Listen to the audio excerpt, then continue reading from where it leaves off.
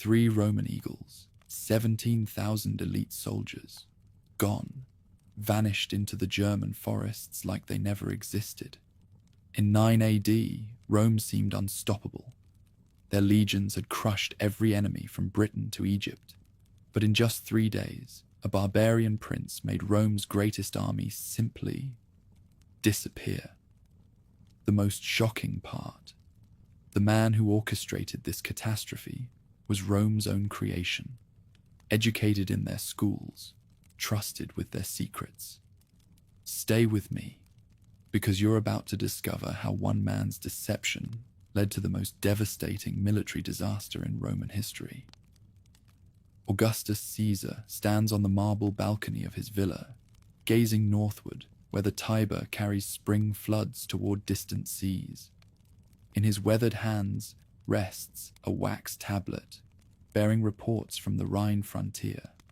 Victories won, barbarian confederations subdued, roads carved through primeval forests that have never known the tread of legion sandals. The emperor's eyes, still sharp despite advancing years, trace the careful lines scripted by his commanders beyond the great river. Germania Magna stretches vast and unconquered, her tribal warriors fierce as winter wolves, her forests deep enough to swallow armies whole.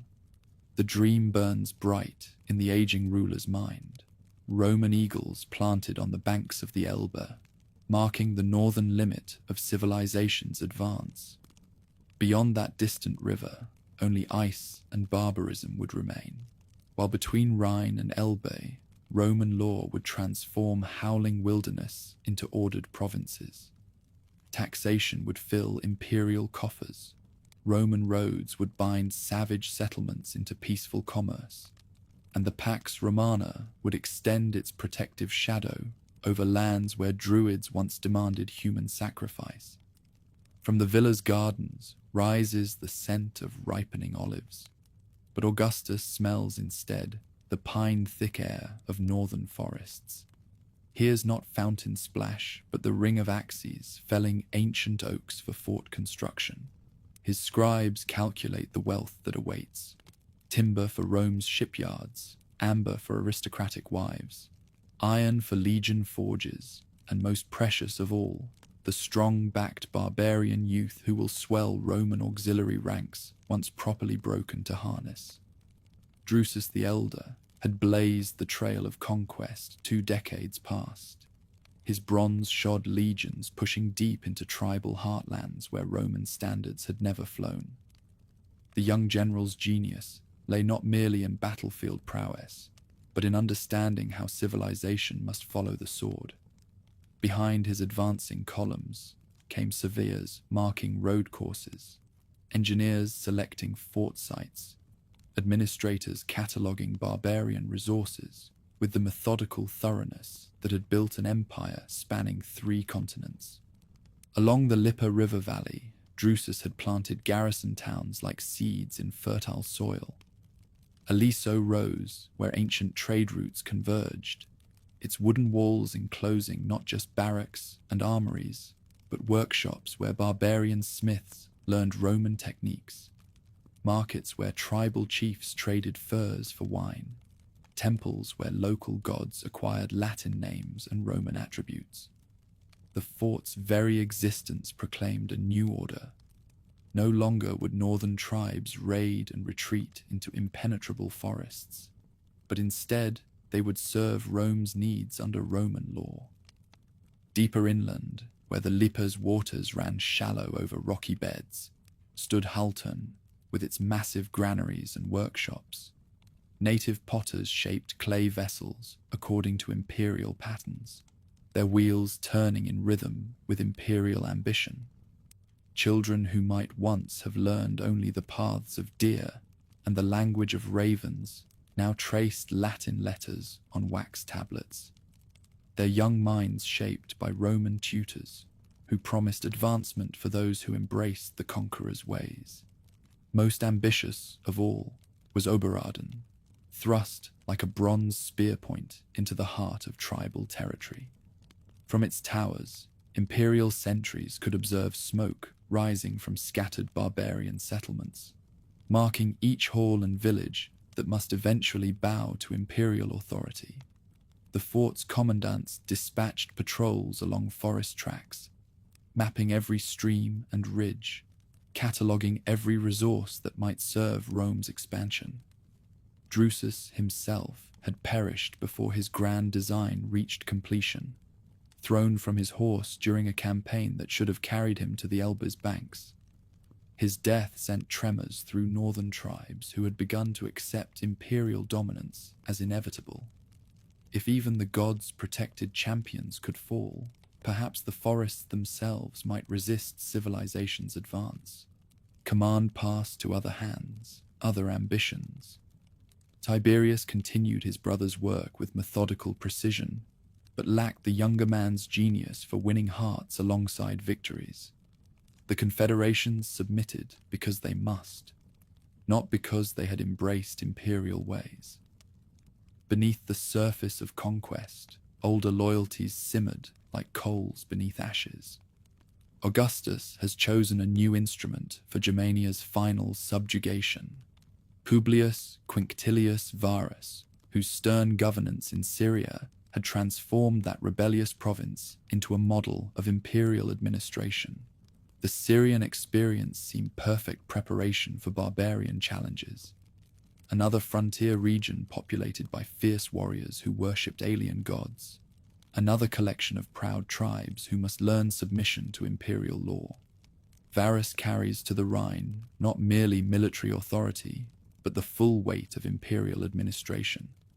Where previous commanders had been content to exact tribute and hostages, the Syrian veteran brings tax collectors and census takers, judges trained in imperial law, and architects who design permanent cities where temporary camps once stood.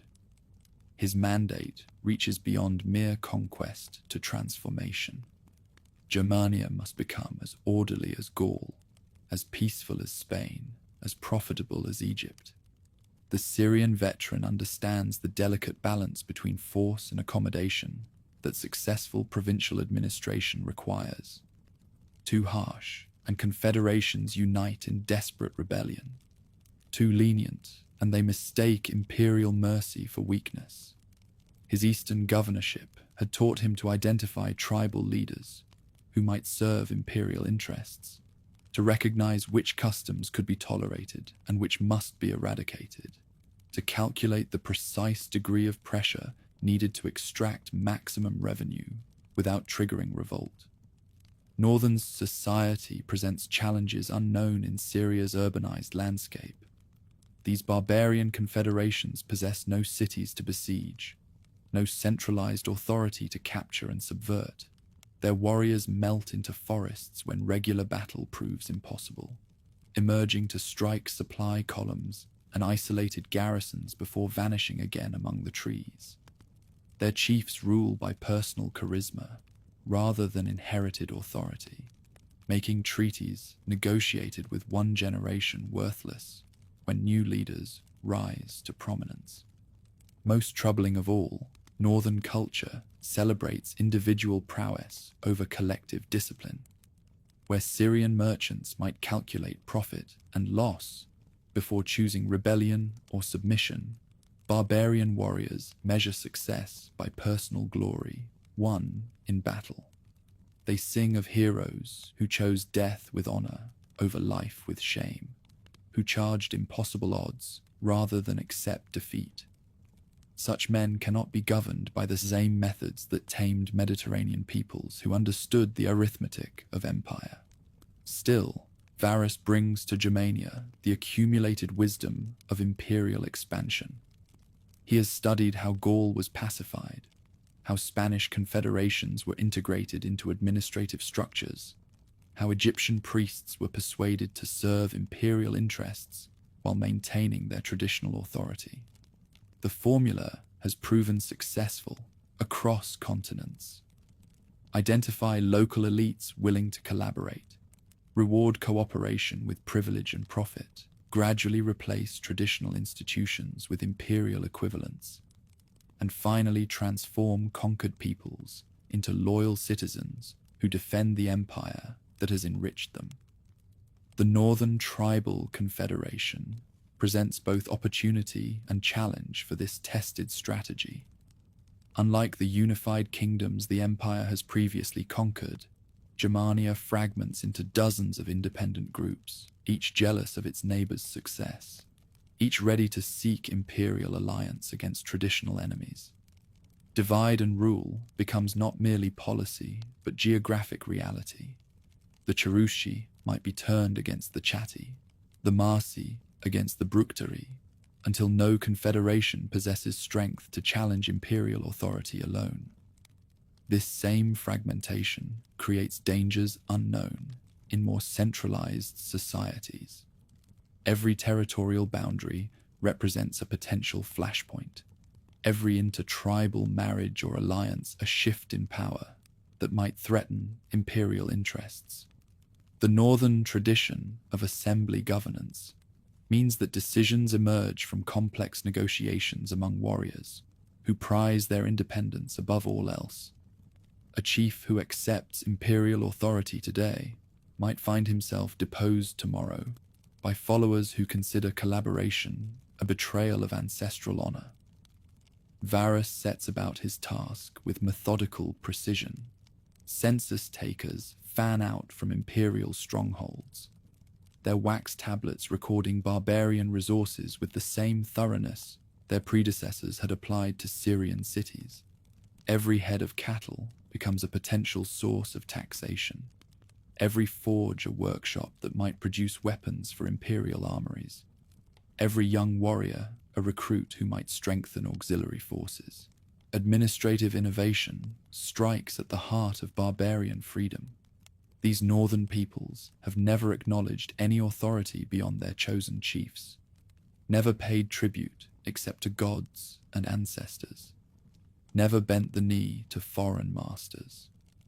Imperial officials arrive demanding detailed accounting of property that tribal law considers communal, imposing taxes on activities that ancestral custom holds sacred, registering names in permanent records that seem to bind the very soul to foreign service. Resistance builds like pressure behind a dam, invisible to administrative eyes but growing stronger with each innovation.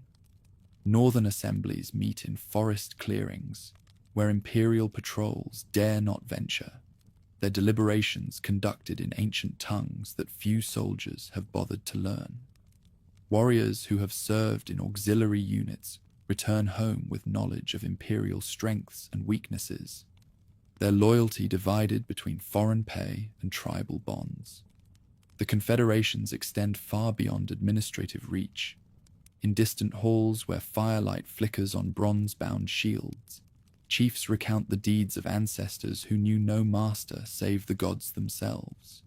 They speak of sacred groves where imperial axes have never fallen, of burial mounds older than the city on 7 hills, of oaths sworn to deities whose names predate Caesar's conquest of Gaul. Among the Cherushi, whose territory lies closest to imperial fortifications, the pressure of administrative transformation weighs heaviest. Their young men serve in auxiliary units, learning Mediterranean discipline while their hearts remain northern. Their merchants trade at imperial markets, growing wealthy from commerce, even as they chafe under taxation that treats profit as administrative property.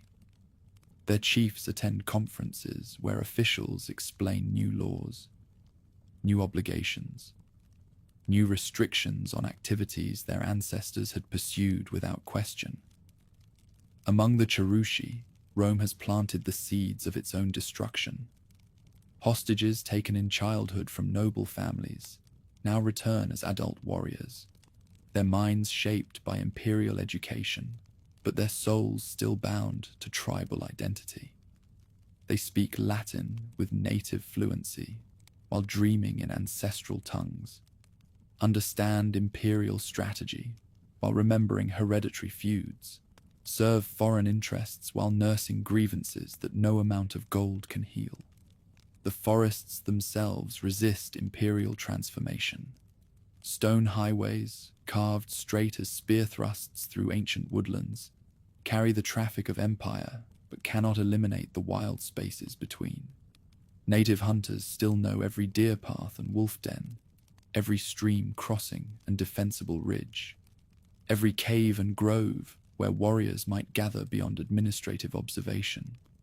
The land itself remains unconquered, its secrets held by those who learned its ways from fathers, who learned from their fathers in turn. Campaign's season draws to a close as winter approaches, and Varus surveys his domain from Aliso's wooden ramparts. Smoke from barbarian settlements dots the landscape like stars, each column marking a household that must eventually conform to imperial law. Supply convoys move along secured roads, their wagons heavy with tribute extracted from confederations who have never before acknowledged foreign authority. Auxiliary units patrol forest margins, their mixed ranks representing the fusion of peoples that has built the empire. Satisfaction runs deep as spring wine through the governor's thoughts. Census rolls grow thicker with each passing month, recording resources that will fuel expansion beyond the Elbe. Tribal chiefs attend his audiences with increasing frequency, their deference growing more convincing as they recognize the benefits of cooperation.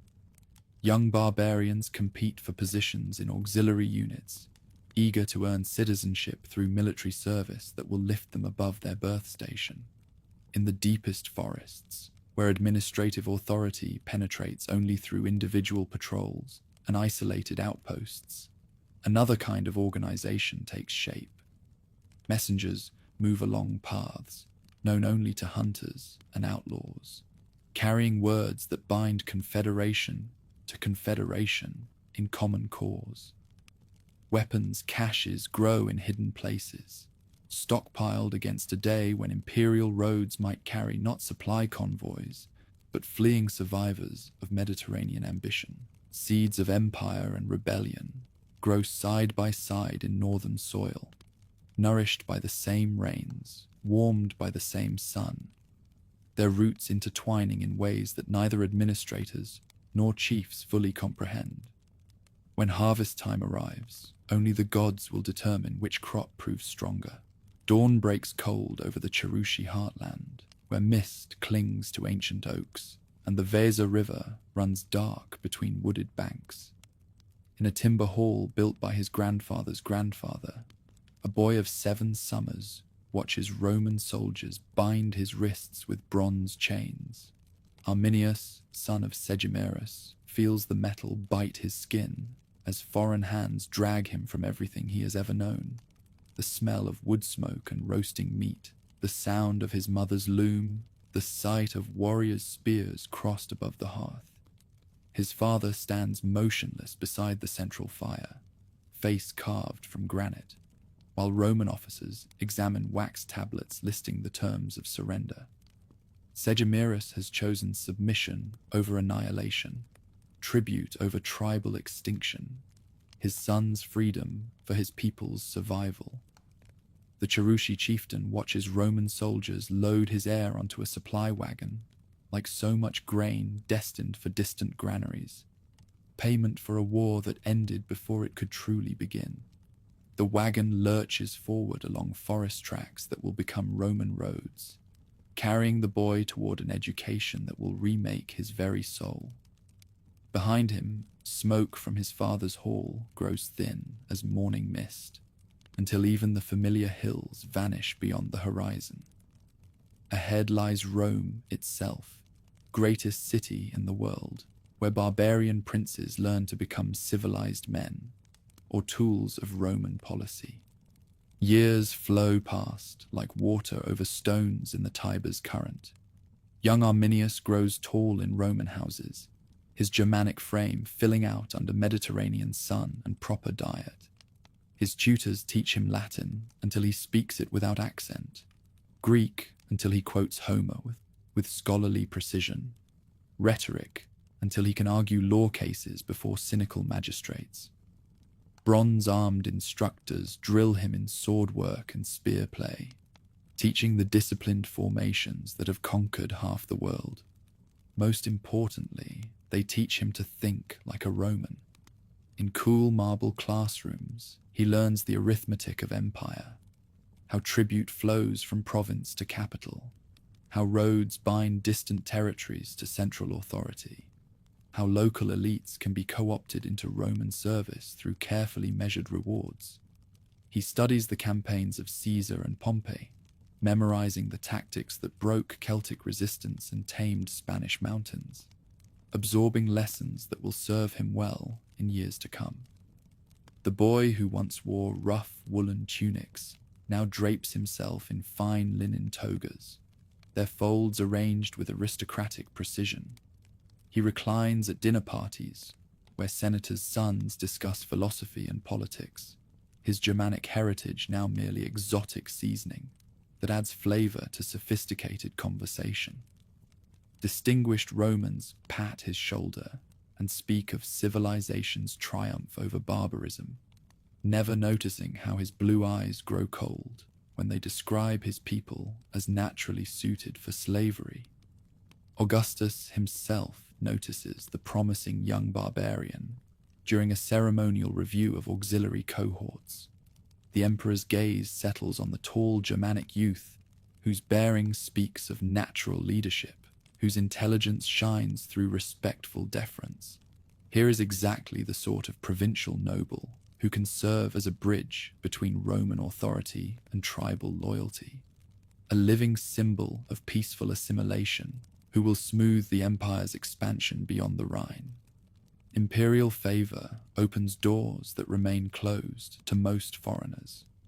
Arminius receives Roman citizenship and the golden ring of equestrian rank, privileges that elevate him above most freeborn citizens.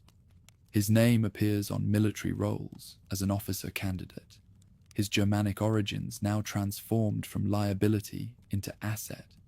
Who better to command barbarian auxiliaries than a prince who understands both Roman discipline and tribal honor? Military service beckons across the empire's vast frontiers. Arminius serves in Pannonia during the Great Uprising, when Dalmatian tribes test Roman resolve in mountain warfare that mirrors his own homeland's terrain. He learns how auxiliary cohorts support legion operations, how local knowledge can be weaponized against former kinsmen, how imperial commanders use native troops as expendable shock forces while preserving citizen blood for decisive moments. The Pannonian campaigns reveal both imperial strengths and weaknesses to Arminius's calculating mind. He watches legions struggle in unfamiliar terrain, observes how their rigid formations become vulnerable when stretched across mountain passes, notes how supply lines grow fragile when extended through hostile territory. Most revealing of all, he witnesses how quickly discipline collapses when commanders lose contact with isolated units. Letters from Germania reach him in distant camps, carried by traders and diplomats who remember his father's hall. The news grows darker with each dispatch. Imperial taxation strips wealth from Cherushi households. Foreign census takers register freemen like cattle. Outside judges impose sentences that violate every concept of tribal justice. His people bend beneath a yoke they never chose to accept, their ancient liberties sacrificed for his father's political calculations.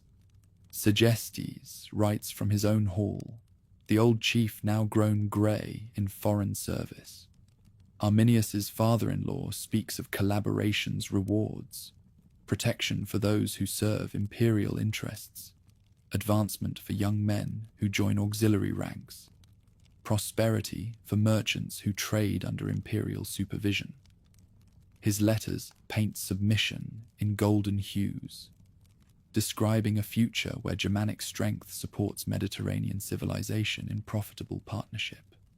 But other voices whisper different truths through secret channels that avoid imperial scrutiny. The prince's uncle sends word through trusted messengers, speaking of assemblies that meet in sacred groves where foreign spies cannot penetrate. Warriors gather by moonlight to remember oaths sworn to gods whose names predate Caesar's conquest, plotting resistance that might yet break the chains that bind their people to alien masters. The Cherushi prince feels loyalty tearing like cloth stretched beyond its limits. Imperial service has shaped every aspect of his adult life. His speech, his dress, his very thoughts follow patterns established by Mediterranean education. His fellow officers treat him as a brother in arms, sharing wine and stories around campaign fires, trusting him with their lives in battles where Germanic blood flows beside foreign on distant battlefields. Meanwhile, his heart beats with rhythms learned in childhood, when his mother sang ancient songs beside the hearth, and his grandfather recounted the deeds of heroes who knew no master but their own courage. The language of his dreams remains stubbornly Germanic, despite decades of Latin instruction. And sometimes he wakes with tears on his cheeks from visions of a homeland he barely remembers but cannot forget. News arrives that changes everything. Varus has been appointed governor of Germania, with orders to complete the province's transformation from military conquest to civilian administration. The Syrian veteran plans to implement the full machinery of imperial law, permanent taxation, regular census taking, civilian courts that will replace tribal assemblies with foreign justice, the informal arrangements that have allowed some measure of local autonomy will give way to direct rule by Mediterranean officials who answer only to Augustus. Arminius requests transfer to Rhine service, citing his desire to serve the empire in his homeland. His superiors grant the petition readily, recognizing the value of a civilized Germanic noble who can smooth relations with potentially troublesome tribes. They write glowing recommendations describing his loyalty, his competence, his perfect suitability for frontier diplomacy that requires both Mediterranean sophistication and barbarian insights. The journey home unfolds like a dream, half remembered from childhood. Stone highways now run where deer paths once wandered. Legion camps squat where sacred groves once stood. Germanic warriors wear foreign armor and march to Latin commands. Yet beneath this surface transformation, older patterns persist. The land remembers its ancient shapes. The rivers follow courses carved before human memory. The forests hold secrets that no amount of engineering can eliminate. At Eliazo, Varus receives his new auxiliary commander with satisfaction that borders on smugness. Here stands proof of civilization's transformative power. A Germanic prince who has become more civilized than many born citizens, yet retains enough tribal connection to serve as intermediary between central authority and native resistance. The governor's staff officers nod approvingly as Arminius demonstrates his command of Latin, his grasp of military protocol, his apparent enthusiasm for extending foreign order throughout his homeland. Privately, Varus considers the young officer a perfect tool for his administrative revolution. The Cherushi prince can provide invaluable intelligence about tribal politics, identify which chiefs might be co-opted and which must be eliminated, recommend taxation levels that maximize revenue without triggering rebellion. His very existence validates the theory that conquered peoples can be transformed into loyal citizens through proper education and careful incentives. The prince accepts his new role with every appearance of grateful dedication. He studies maps with Mediterranean cartographers, reviews census reports with foreign accountants, attends planning sessions where Varus outlines his vision for the territory's future. The young officer nods attentively when the governor explains how alien law will replace tribal customs, how permanent taxation will fund essential infrastructure, how northern youth will be recruited for auxiliary service that will spread civilized values throughout barbarian society. In private moments stolen from official duties, the Cheruski heir begins re-establishing connections severed by years of foreign service. He visits his father's hall, where Segimirus greets him with mixture of pride and wariness. Pride in his son's achievements, wariness about loyalties that may have shifted during long absence. The old chief studies his heir's Mediterranean dress and manner, searching for traces of the boy who was taken away in bronze chains 2 decades past. The conversation between father and son unfolds carefully, each testing the other's commitment to paths chosen long ago. Segimirus speaks of accommodation's wisdom, of survival purchased through strategic submission, of benefits that flow from foreign association. The young warrior listens respectfully, while his eyes catalogue changes that alien administration has wrought. The nervous tension in his father's voice, the outside guards standing outside the hall, the wax tablets recording every word spoken within these walls. Other meetings follow in places where alien surveillance cannot reach. Forest clearings known only to hunters, burial mounds sacred to ancestors who predate written history, riverside gatherings disguised as fishing expeditions or hunting parties. Here, away from foreign eyes and ears, the prince encounters the true face of northern resistance to Mediterranean transformation. Warriors who remember the old ways speak of prophecies that promise liberation, of hidden weapons, caches growing in secret places, of messengers who carry words between confederations that divide and conquer tactics have sought to separate. They describe the slow strangulation of traditional life under administrative innovation. Young men pressed into auxiliary service, tribal assemblies replaced by foreign courts, sacred sites violated by road construction that serves alien rather than divine purposes. The Cherushi prince listens to these whispered conversations with growing understanding of what Mediterranean civilization truly means for his people. It offers prosperity at the price of identity, security in exchange for freedom, advancement through abandonment of everything that made northern life worth living.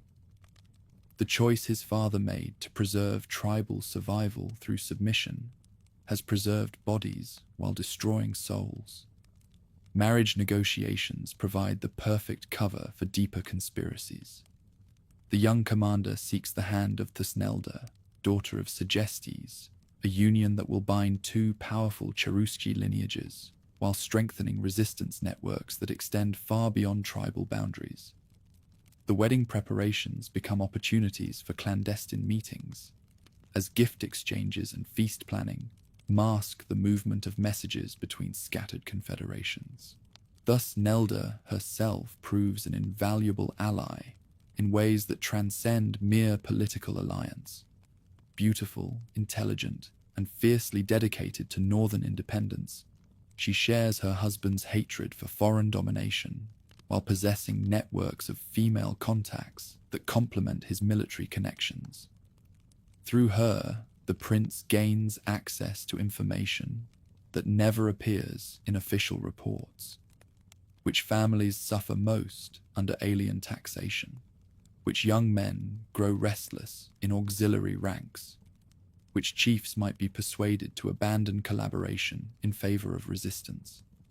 The couple's intimate conversations, conducted in the northern tongue that remains their private language despite years of Latin education, reveal the full scope of administrative transformation's human cost.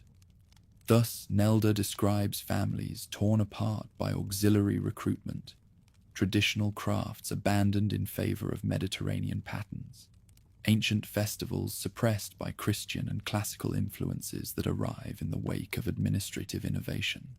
Her tears for a dying culture, water seeds of revolution that will soon sprout into open rebellion. Through the winter months, as campaign season lies dormant and foreign vigilance relaxes, the Cherushi leader weaves networks of resistance that span tribal boundaries previously considered insurmountable. His Mediterranean military experience provides perfect credibility when he speaks of alien weaknesses, while his northern heritage offers unquestionable proof of loyalty to ancestral values.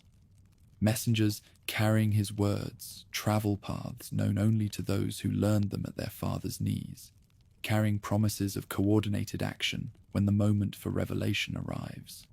Spring approaches with inexorable certainty, bringing the campaign season that will determine the territory's fate. In foreign camps, officers sharpen their weapons and review their maps, confident that another year will bring them closer to final pacification of troublesome tribes that have not yet learned the benefits of citizenship. In northern halls, warriors gather around their hearths to hear the same ancient songs their grandfathers sang, while children learn the names of gods whose worship will soon be forbidden if alien plans succeed. The prince stands poised between two worlds, like a man balanced on a sword's edge, his decision made, but its implementation awaiting the perfect moment. The officer who has earned Varus's trust and the chieftain who remembers his people's freedom are about to become one in service to a cause that will echo through the centuries. The trap is set, the players positioned, the stage prepared for a drama that will determine whether northern independence can survive Mediterranean ambition. Summer's heat clings to the Rhine Valley like a fever that will not break, turning the air thick as honey, while dust rises from every footfall of the great column preparing to march. At Aliso, the largest Roman camp east of the great river, 3 full legions gather their standards under Augustus's bronze eagle, the 17th, 18th, and 19th, each bearing honors won in distant campaigns across the empire's vast frontiers.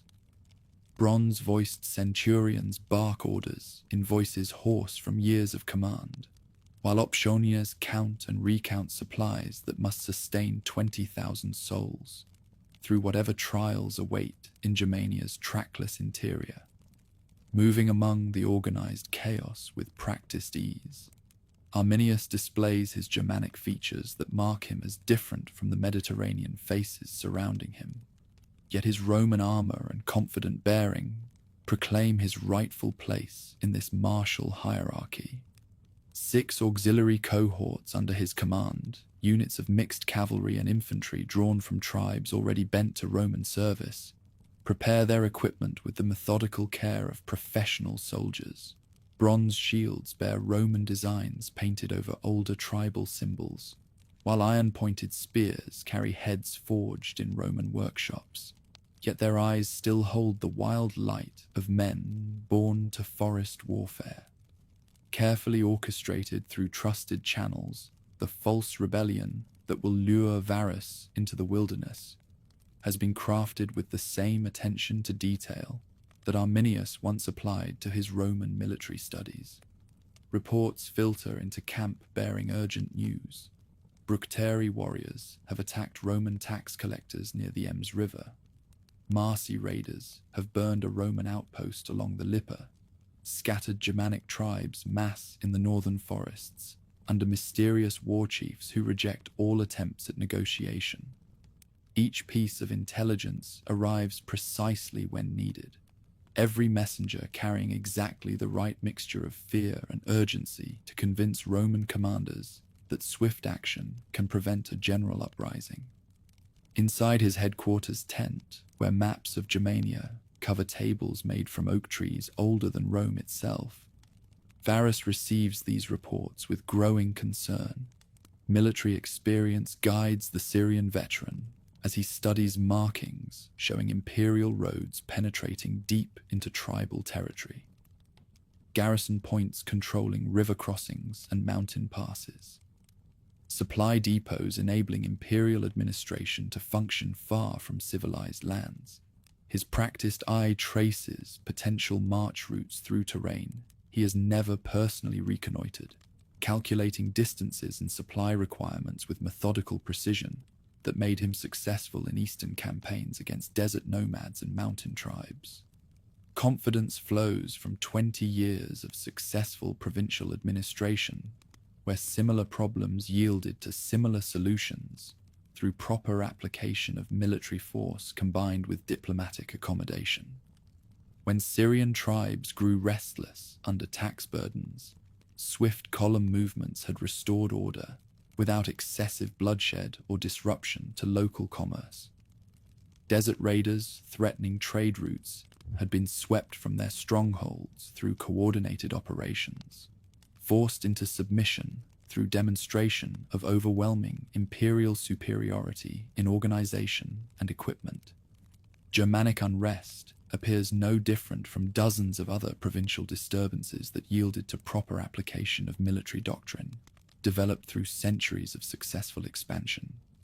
Beside the command table, where oil lamps flicker over detailed charts, Arminius offers advice that seems to flow from intimate knowledge of local conditions, but actually serves to guide imperial thinking toward predetermined conclusions that will serve tribal rather than foreign interests. His suggestions about march routes sound eminently reasonable. Follow established paths that avoid the worst terrain, while maintaining contact with friendly tribes who can provide intelligence about rebel movements. Strike quickly before scattered enemies can concentrate their forces into serious opposition. Each recommendation nudges the expedition toward the killing ground that waits in forests where imperial discipline will become fatal liability rather than decisive strength. Intelligence reports from the Germanic prince paint pictures of tribal weakness that mask deadly strengths waiting to be revealed at the proper moment. Barbarian warriors emerge from his descriptions as individually brave but collectively undisciplined, dangerous in personal combat but incapable of coordinated resistance against professional soldiers trained in formation fighting. His careful assessments emphasize the rebels' lack of siege equipment for attacking fortified positions, their inability to stand against legion formations in open battle, their complete dependence on forest terrain that imperial engineering can overcome through proper road construction and systematic camp fortification. Every word strengthens Varus's conviction that this campaign will end like so many others, with swift victory, followed by negotiated submission and renewed tribute payments. Different messages pass between Arminius and his Germanic auxiliaries during private conversations conducted in the old tongue that few foreigners have mastered despite years of frontier service along the Rhine. Auxiliary troops learn which imperial officers might be trusted with their lives when the moment for revelation arrives, which supply wagons carry the most valuable plunder for redistribution among the tribes, which escape routes remain open if the coming battle turns unexpectedly against tribal forces. Their commanders' careful words plant seeds of doubt about foreign invincibility, while maintaining perfect appearance of loyal service to imperial interests that have shaped their adult lives.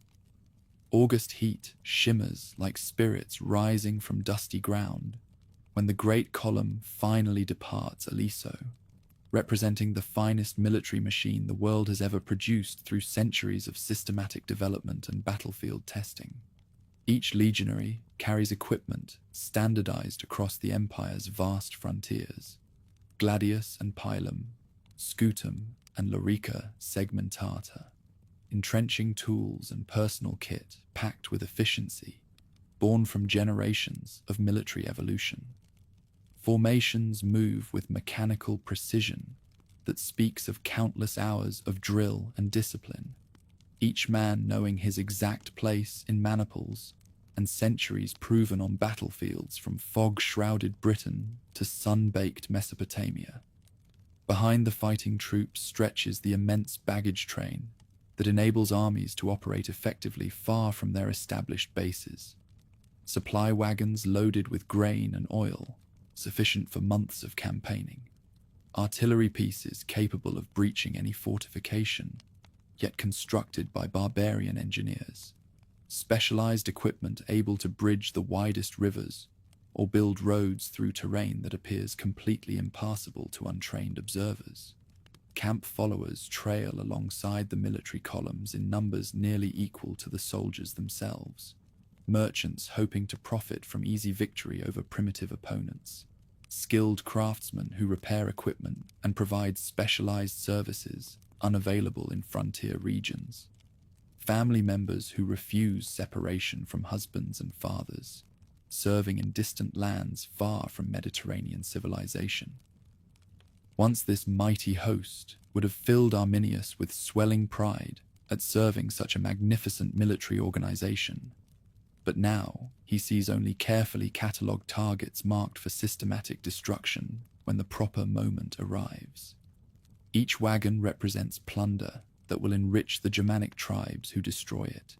Every non-combatant offers opportunities to spread terror among imperial civilians, grown soft through generations of peaceful prosperity. Each piece of military equipment can be turned against its former owners, once battle strips away the disciplined formations that make such gear effective in trained hands.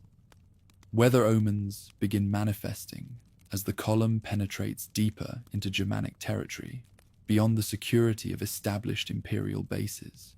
Clouds gathering without apparent cause, rain transforming solid ground into treacherous marshland that hampers movement while providing perfect concealment for potential enemies. Mist rising from streams and swamps to cloak the landscape in grey shrouds that hide hostile forces while confusing direction and distance. Mediterranean soldiers trained to fight under predictable southern skies find themselves struggling with meteorological conditions that favor their opponents, while systematically hampering their own considerable tactical advantages. Away from the security and convenience of established stone highways, the march route Varus has chosen, based entirely on Arminius's recommendations, leads the expedition toward terrain that grows progressively more difficult and dangerous with each day's advance into the wilderness. What begins as routine police action intended to suppress minor tribal unrest gradually transforms into a major expedition through unmapped territory where familiar landmarks disappear completely, and native guides become absolutely essential for basic navigation through forests that seem to shift and change with each hour's passage. Supply wagons designed specifically for operation on properly constructed stone roads suffer constant mechanical breakdowns on forest paths, never intended to support wheeled traffic, requiring precious time and skilled manpower to extract from mudholes while the entire expedition waits exposed in terrain that clearly favors sudden attack over methodical defense. Each delay stretches the column longer as units bunch up behind obstacles, while cavalry formations find their tactical mobility severely restricted by forest paths too narrow for proper maneuver, by mounted troops accustomed to operating across open ground. Tribal scouts maintain constant surveillance of the imperial advance from distances that make accurate observation impossible, while providing continuous reminders of hostile presence throughout the surrounding wilderness. Mounted warriors, glimpsed briefly through screening trees, vanish completely before organized pursuit can be launched. Mysterious smoke signals rise from commanding hilltops that overlook the column's route of march. Night sounds carry unmistakable suggestions of large enemy forces moving parallel to the line of advance.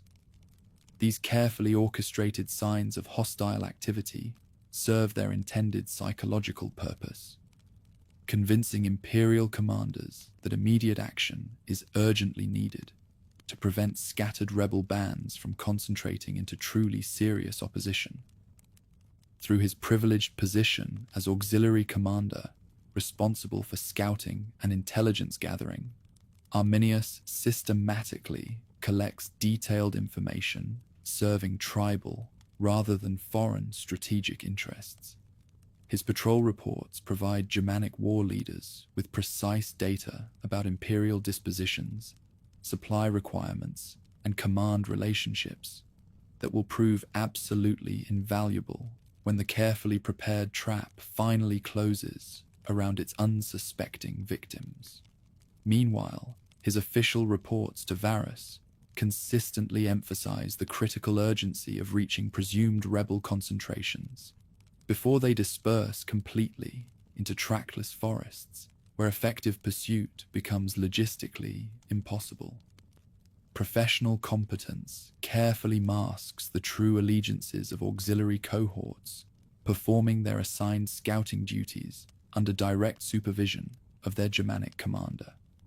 Potential ambush sites get identified and described as suitable defensive positions for imperial use.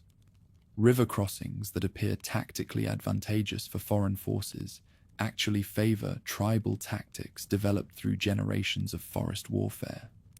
Recommended camping sites seem secure according to standard military doctrine, but offer multiple concealed approaches perfectly suited for coordinated nighttime attacks.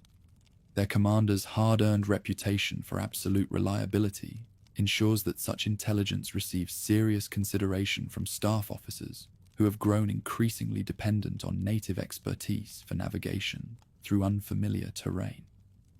Supply difficulties begin manifesting serious operational consequences as the expedition moves progressively farther from its established bases along increasingly primitive routes that challenge every assumption of imperial logistics doctrine. Water sources confidently marked on official maps prove either completely unreliable or dangerously contaminated, forcing much longer marches between acceptable camping sites while stretching already strained supply lines beyond their intended operational limits. Systematic foraging becomes absolutely necessary to supplement carried rations. But Germanic civilians have mysteriously vanished from their traditional settlements, taking all livestock and stored grain completely beyond foreign reach, through methods that suggest coordinated planning rather than spontaneous flight. Within the expedition itself, psychological atmosphere grows increasingly tense as familiar military routines encounter wholly unfamiliar challenges that render standard operating procedures worse than useless.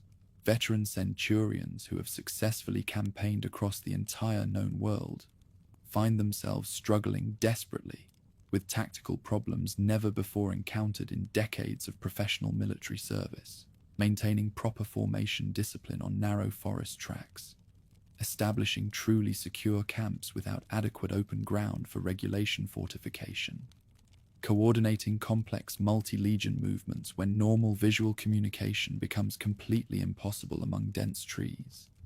From Arminius's carefully cultivated intelligence network come detailed messages describing the tribal forces supposedly gathering in the forests directly ahead. Desperate men, driven to open rebellion by unbearable imperial taxation and administrative oppression. Fierce warriors united by shared hatred of foreign domination over their ancestral lands. Cunning war leaders who understand forest combat far better than any civilized commander trained in Mediterranean military academies. These reports serve their dual purpose perfectly, reinforcing imperial confidence in ultimate victory through superior discipline and equipment, while providing completely accurate intelligence about actual enemy capabilities to those possessing the knowledge necessary to interpret their true meaning. Approaching its carefully predetermined completion, the elaborately constructed trap draws the column ever deeper into terrain selected specifically for its overwhelming tactical advantages to defenders, combined with corresponding disadvantages to heavily equipped invaders dependent on formation fighting. Narrow defiles between heavily wooded hills force the legions into dangerously extended formations, completely vulnerable to coordinated flank attacks from multiple directions, while marshy ground prevents rapid tactical maneuver by heavy infantry trained exclusively for close-order combat on solid footing. Dense forest canopy restricts visibility to mere spear lengths, while simultaneously providing perfect concealment for tribal archers and javelin throwers who can strike effectively and withdraw safely before any organized retaliation becomes tactically possible. Weather continues favoring indigenous forces as unseasonable autumn rains arrive weeks earlier than normal, systematically transforming the forest floor into an impassable maze of mud and standing water that severely hampers imperial movement while providing completely familiar conditions for Germanic warriors raised from childhood in these very woodlands. Under the mounting weight of approaching destiny that will determine his people's fate, Arminius feels each day's relentless march, bringing the doomed expedition inexorably closer to the killing ground, where years of meticulous preparation will finally bear their terrible fruit. His carefully maintained outward demeanor remains that of a completely loyal imperial officer, genuinely concerned with successfully completing his assigned mission, but his racing inner thoughts focus entirely on final preparations for the climactic moment when all masks can finally be discarded and true loyalties revealed without further deception. 20 years past, a terrified boy was dragged from his father's hall in bronze chains. Now that same child has become the perfectly positioned instrument of the Empire's greatest military disaster, living proof that foreign education can create enemies infinitely more dangerous than any natural-born barbarian could ever hope to become.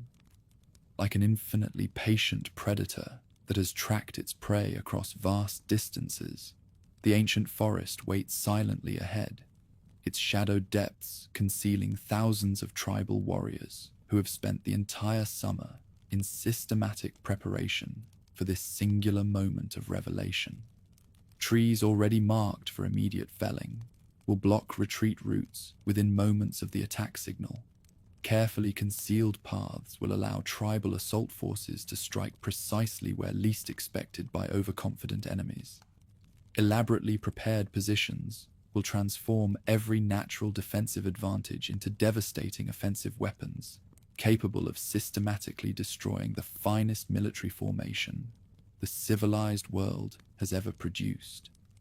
Every piece carefully positioned, all players holding their assigned roles.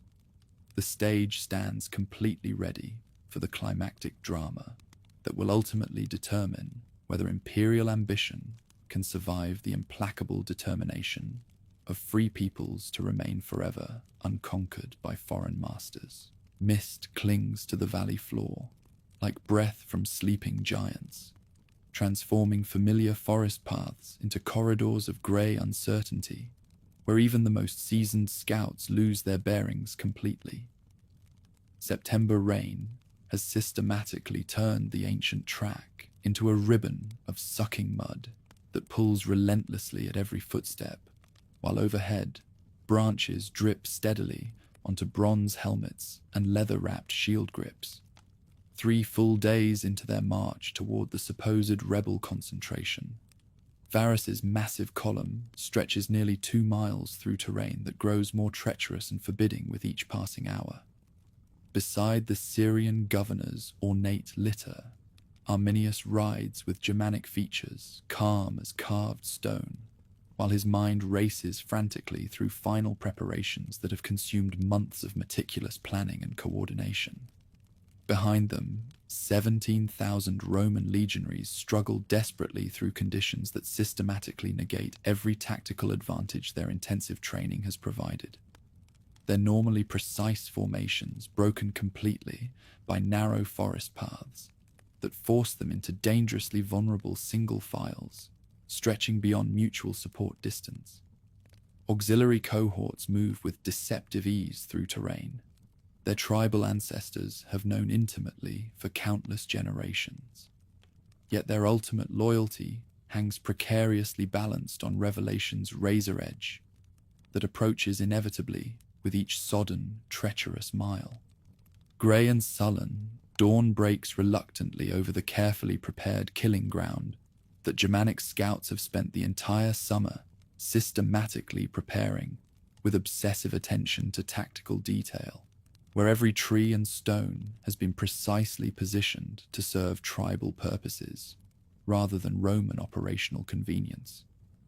Along a commanding ridge that parallels the muddy track below, Seasoned warriors crouch patiently behind elaborately constructed earthworks that remain completely invisible from the valley floor. Their time-tested spears and painted shields held ready for the crucial signal that will transform this deceptively quiet morning into the Empire's darkest and most catastrophic hour. Carefully bent and skillfully woven branches create nearly perfect blinds that conceal tribal archers, whose iron-pointed arrows have been blessed by ancient priests, invoking the terrible names of war gods and divine vengeance, favoring the indigenous defenders exactly as it has throughout this entire campaign. Weather brings steady drizzle that reduces visibility to mere spear lengths, while making footing treacherously slippery for heavily armed troops completely unaccustomed to serious forest warfare.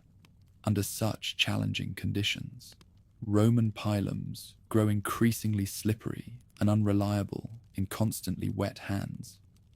Bronze armor becomes a crushing burden rather than life-saving protection in terrain where individual mobility matters infinitely more than formation defense. And the traditionally tight combat formations that have systematically conquered half the civilized world prove utterly impossible to maintain on forest paths barely wide enough to accommodate military supply wagons. Shaped by ancient glacial ice and countless spring floods over geological ages, the historic track winds treacherously through landscape that creates multiple natural bottlenecks where commanding high ground overlooks every possible approach, while extensive marshy depressions systematically channel all movement into carefully predetermined killing zones. Trees centuries old stand like massive pillars supporting a vast natural cathedral, their enormous trunks thick enough to stop the heaviest Roman javelin throws, while their intricately interwoven branches create an almost impenetrable canopy that transforms bright midday sunshine into perpetual forest twilight.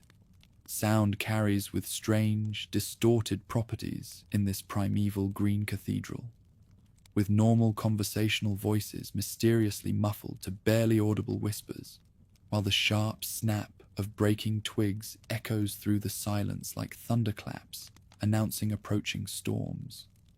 Evident to experienced observers who possess the specialized knowledge necessary to read subtle forest signs, elaborate tribal preparation reveals itself through carefully positioned details. Massive logs strategically placed to block all possible retreat routes when toppled by hidden work crews.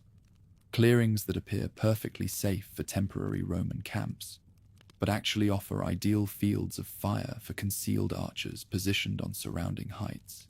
Stream crossings marked by stones that seem entirely natural, but actually guide unsuspecting enemies directly toward meticulously prepared ambush sites.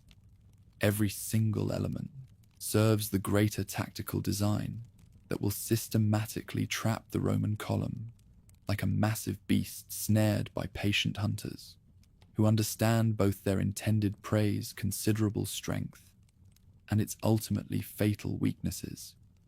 Building inexorably, like mounting pressure behind a failing dam, dangerous tension within the column continues growing as familiar military procedures encounter wholly alien conditions that render standard tactical doctrine completely useless for practical application. Imperial centurions, thoroughly accustomed to deploying their centuries in traditional open battle lines, find themselves trapped helplessly in extended files that stretch far beyond effective visual communication range, while experienced cavalry commanders discover to their horror that mounted troops become serious liabilities rather than tactical assets when confined to narrow forest tracks designed for foot traffic. Supply wagons bog down with increasing frequency, requiring precious time and skilled manpower to extract from deepening mud, while the entire vulnerable force waits completely exposed in terrain that clearly favors sudden coordinated attacks over methodical defensive procedures. Confidence born from decades of consistently successful provincial administration continues to sustain Varus, yet his extensively experienced eye cannot completely ignore the mounting operational difficulties that steadily transform what should have been simple police action into a major military expedition through genuinely hostile territory. Syrian campaigns had systematically taught him to recognize the subtle warning signs when tactical situations begin shifting from manageable problems to seriously dangerous threats. But his current predicament offers absolutely no familiar parallels from previous extensive experience. Desert warfare and mountain campaigns had provided valuable lessons that now seem utterly irrelevant in dense forests, where every ancient tree might conceal deadly enemies, while every innocent shadow could hide violent death. From carefully concealed positions along the commanding ridgeline, Arminius surveys with growing satisfaction the elaborate trap he has spent years methodically preparing, watching with calculated pleasure as imperial discipline slowly disintegrates under challenging conditions that systematically transform their greatest military strengths into fatal tactical vulnerabilities. His Germanic allies wait with the patient discipline learned through countless generations of successful hunting, their weapons held ready, but their movements carefully controlled to avoid any premature revelation that might compromise years of meticulous preparation. Ancient war songs whisper softly through their hidden ranks like autumn wind, sighing through dying leaves, invoking the sacred names of forest gods whose worship predates written history, and whose divine power was already ancient, when Rome itself was merely a collection of mud huts beside the Tiber. Experiencing the subtle psychological pressure that inevitably precedes serious combat, professional soldiers throughout the column begin sensing undefined threats they cannot clearly identify or effectively counter, though very few yet truly understand the mortal danger that surrounds them on all sides. Battle-tested veterans who have successfully campaigned from fog-shrouded Britain to sun-scorched Mesopotamia find their hard-won combat instincts warning frantically of approaching peril that lies completely beyond their ability to define or prepare against, while younger troops grow increasingly nervous under the oppressive atmosphere of primeval forests that seem to watch their every movement with hostile intelligence. War horses sense mounting tension and become progressively more difficult to control, their ears pricked forward constantly toward mysterious sounds that their riders cannot hear or identify. Coordinated through elaborate signals completely invisible to imperial observation, Germanic commanders systematically confirm their scattered forces' complete readiness, while ensuring absolutely perfect timing for the massive coordinated attack that must begin simultaneously along the column's entire extended length to achieve maximum tactical effectiveness. Smoke from carefully tended cooking fires marks friendly positions for tribal reference. Traditional bird calls relay crucial information about specific enemy movements and dispositions, while hand signals pass silently through screening forest shadows, coordinate the final military preparations that will unleash years of carefully suppressed fury against hated foreign occupation. At the column's vulnerable head, advanced scouts report increasingly serious obstacles directly ahead. Ancient trees fallen across the narrow track during recent violent storms, stream beds swollen far beyond easy crossing by heavy military equipment, extensive marshy ground that will require skilled engineers to construct proper causeways capable of supporting wheeled traffic.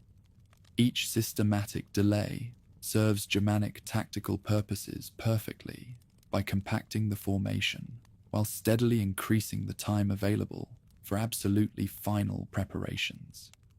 Varus dutifully orders his most valuable engineers forward to clear the obstructed path, unknowingly positioning his most skilled and irreplaceable specialists precisely where they will become primary targets when the carefully coordinated attack finally begins. Struggling through mud that grows steadily deeper and more treacherous with each hour's laborious passage, supply wagons carrying the expedition's considerable treasures cut increasingly deep ruts that will become completely impassable once filled with accumulating rainwater. Merchants who had followed the column with high hopes of easy profit from quick victory over supposedly primitive opponents now find themselves trapped helplessly in deteriorating conditions that make retreat exactly as difficult and dangerous as continued advance, while numerous camp followers huddle miserably beneath hastily improvised shelters that offer minimal protection from either worsening weather or the violence that approaches with every passing moment, positioning themselves throughout the extended formation with practiced precision born of extensive military experience. Germanic auxiliaries under Arminius's direct command carefully mask their growing attention to specific targets that will maximize the coming attack's devastating effectiveness behind a perfect facade of apparent loyalty to imperial interests. Officers who have trusted these men completely with their very lives remain utterly unaware that their personal guards now methodically calculate the optimal moments to strike down their commanders, while essential signal systems that should coordinate tactical responses have been systematically compromised by auxiliary troops who understand both languages being used for military communication. Final preparations transform individual tribal courage into coordinated military destruction as hidden warriors ready themselves among the screening trees, arrows carefully dipped in lethal marsh poisons that will make even shallow wounds invariably fatal, spear points sharpened to surgical precision for maximum penetration of bronze armor at its weakest structural joints, wooden shields covered with concealing mud to prevent any reflection that might reveal positions to alert enemies, war paint applied in intricate patterns, sacred to ancient forest gods, serves dual practical purposes by effectively breaking up recognizable human outlines, while invoking powerful divine protection for the crucial battle ahead.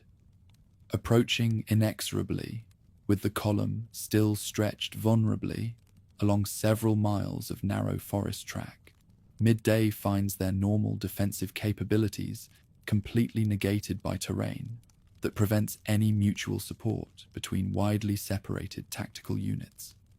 Experienced centurions lose essential voice contact with their scattered subordinates. Cavalry commanders cannot maintain visual contact with their dispersed troops, and senior officers make the horrifying discovery that their carefully planned tactical formations exist only on staff maps that bear little resemblance to actual battlefield reality. Standard operating procedures developed through centuries of consistently successful campaigning prove worse than useless in conditions that clearly favor indigenous tactics over foreign military science based on Mediterranean warfare.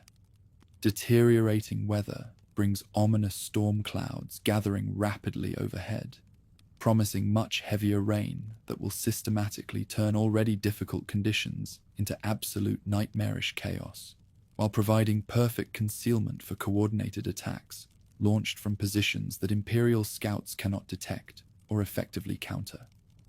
Rising wind through the dense forest canopy creates natural sounds that effectively mask the movement of large hostile forces, while steadily increasing gloom reduces tactical visibility to distances measured in spear lengths rather than traditional arrow flights. Final preparations for the climactic moment, when 20 years of patient planning will achieve complete fruition, occupy Arminius among his Germanic troops as he prepares for a single explosive revelation that will change history forever. His hand moves almost unconsciously to the imperial gladius hanging at his side, not the weapon he will actually use in the coming desperate fight, but a powerful symbol of the foreign service that systematically taught him everything he needs to know about destroying the very empire that created and educated him.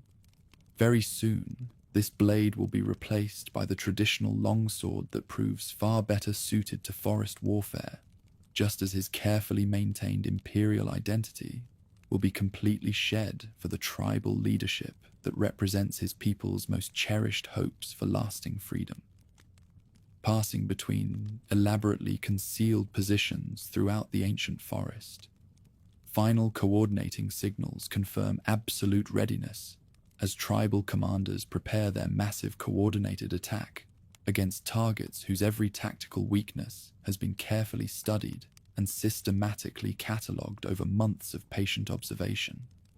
Generations of accumulated resentment against brutal foreign occupation focus with laser intensity into this single historic moment, when patience finally yields to decisive action, when hidden strength reveals itself completely, when the systematically hunted become hunters, and the thoroughly conquered strike back with devastating fury against their oppressive conquerors. Behind screening vegetation that renders them completely invisible from the muddy track below, tribal archers draw their bowstrings to full tension, while veteran spearmen check their weapon grips one final time, and shield-bearers prepare for coordinated charges that will carry them directly into the heart of formations, never designed to fight effectively under these challenging conditions. Ancestral war cries build steadily in their throats, like distant thunder promising violent storms, ready to burst forth in voices that will freeze foreign blood, while kindling hearts with the sacred flame of tribal fury inherited from countless warrior ancestors. Deep within the carefully prepared killing ground, the first hour past midday brings the doomed column steadily forward as Arminius raises his hand in a gesture that appears to be pointing out interesting terrain features to the unsuspecting Varus, but actually signals the final moment of an elaborate trap 2 full decades in the making. Forest shadows shift ominously as thousands of hidden warriors rise simultaneously from perfect concealment. The air fills suddenly with war cries that have not echoed through these primeval trees for generations. And the greatest military disaster in imperial history begins with the deadly whistle of countless arrows and the earth-shaking thunder of tribal feet, charging downhill toward enemies who have just discovered that their most trusted ally has become their most dangerous and implacable foe. Sharp bronze points find gaps in armor with surgical precision. Germanic spears pierce imperial shields like paper, and suddenly the disciplined formation that was the pride of civilized warfare dissolves into chaos as individual soldiers struggle desperately for survival against enemies who seem to emerge from the very trees themselves. Centurions shout orders that no one can hear above the din of battle. Cavalry horses panic and throw their riders into the sucking mud, while supply wagons overturn as terrified draft animals bolt in every direction, seeking escape from the nightmare that has erupted around them. Blood mingles with rainwater to create crimson streams flowing downhill toward the valley floor, while Germanic war cries echo through the forest, like the voices of ancient gods awakened to terrible wrath. The trap has closed with devastating completeness, and the greatest military machine the world has ever known finds itself caught in a web of destruction 20 years in the weaving, with no escape possible and death approaching from every shadow among the ancient trees. Blood mingles with rainwater in crimson rivulets flowing downhill toward the valley floor, as the first Roman formations crumble beneath the Germanic onslaught, like sand walls before a rising tide. Centurions who have commanded men across 3 continents find their voices lost in the cacophony of war cries that seem to pour from every tree and shadow, while cavalry officers watch in horror as their mounted troops become death traps rather than tactical advantages in terrain designed by nature itself to favor foot soldiers who know every root and stone. Arminius tears the Roman cloak from his shoulders and casts aside the gladius that has marked his false allegiance for 2 decades of careful deception. In its place, he draws the Germanic longsword passed down through generations of Cherushi warriors, its iron blades singing as it tastes air in the hands of its rightful inheritor. His war cry rises above the din of battle, a sound that transforms him from Roman officer to barbarian chieftain in the space of a heartbeat, while around him his auxiliary cohorts throw down their Roman standards and take up weapons better suited to the slaughter ahead.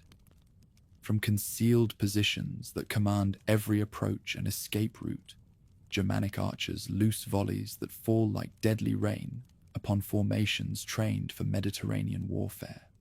Roman shields designed to interlock in testudo formation become individual burdens when their bearers fight alone among the trees, while the pilum that has broken charging cavalry across half the world proves useless in close quarters, where Germanic spears and axes rule supreme.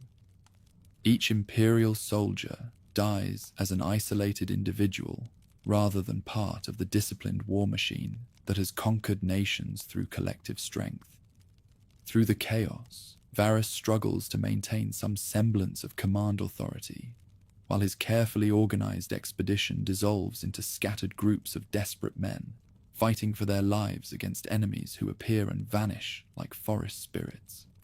The Syrian veteran's experience in desert campaigns provides no guidance for warfare, where visibility extends barely beyond sword's reach, and every tactical doctrine learned through decades of successful campaigning becomes worse than useless.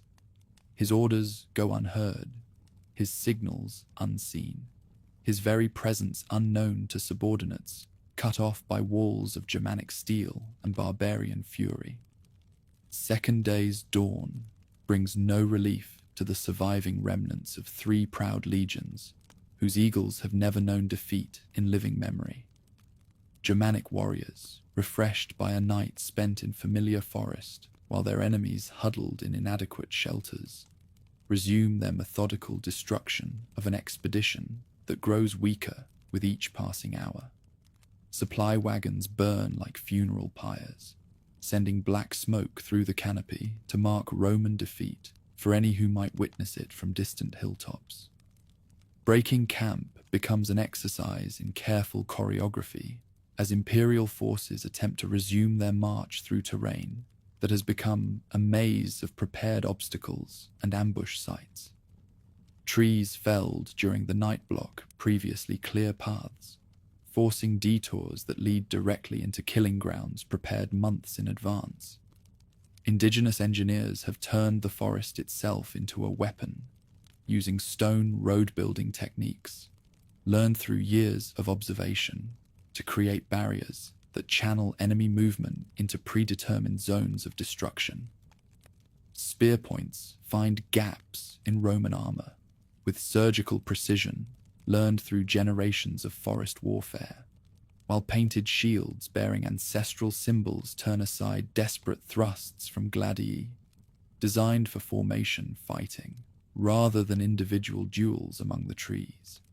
Each engagement becomes a test of personal skill rather than unit discipline, favoring warriors raised from childhood to fight as individuals, rather than soldiers trained to function as components of a larger military machine. Fighting continues throughout the second day, as indigenous forces systematically destroy the column piece by piece, never allowing the remnants to concentrate their strength or establish defensible positions where imperial advantages might reassert themselves.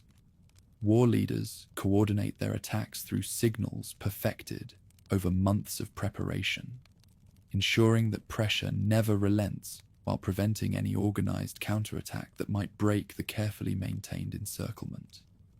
Water becomes as precious as gold as indigenous control of stream crossings denies imperial forces access to clean drinking sources, forcing desperate men to consume muddy seepage that increases their misery while providing no real relief from growing thirst.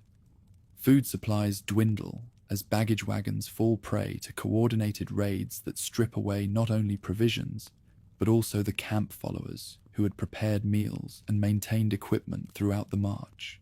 Auxiliaries under Arminius's true command prove invaluable in the systematic destruction of their former comrades, their knowledge of imperial tactical doctrine allowing them to anticipate and counter every desperate attempt at organized resistance. Officers who had trusted these men with their lives discover too late that their personal guards have become their executioners, while signal systems compromised from within ensure that confusion spreads faster than accurate information about enemy positions or friendly intentions.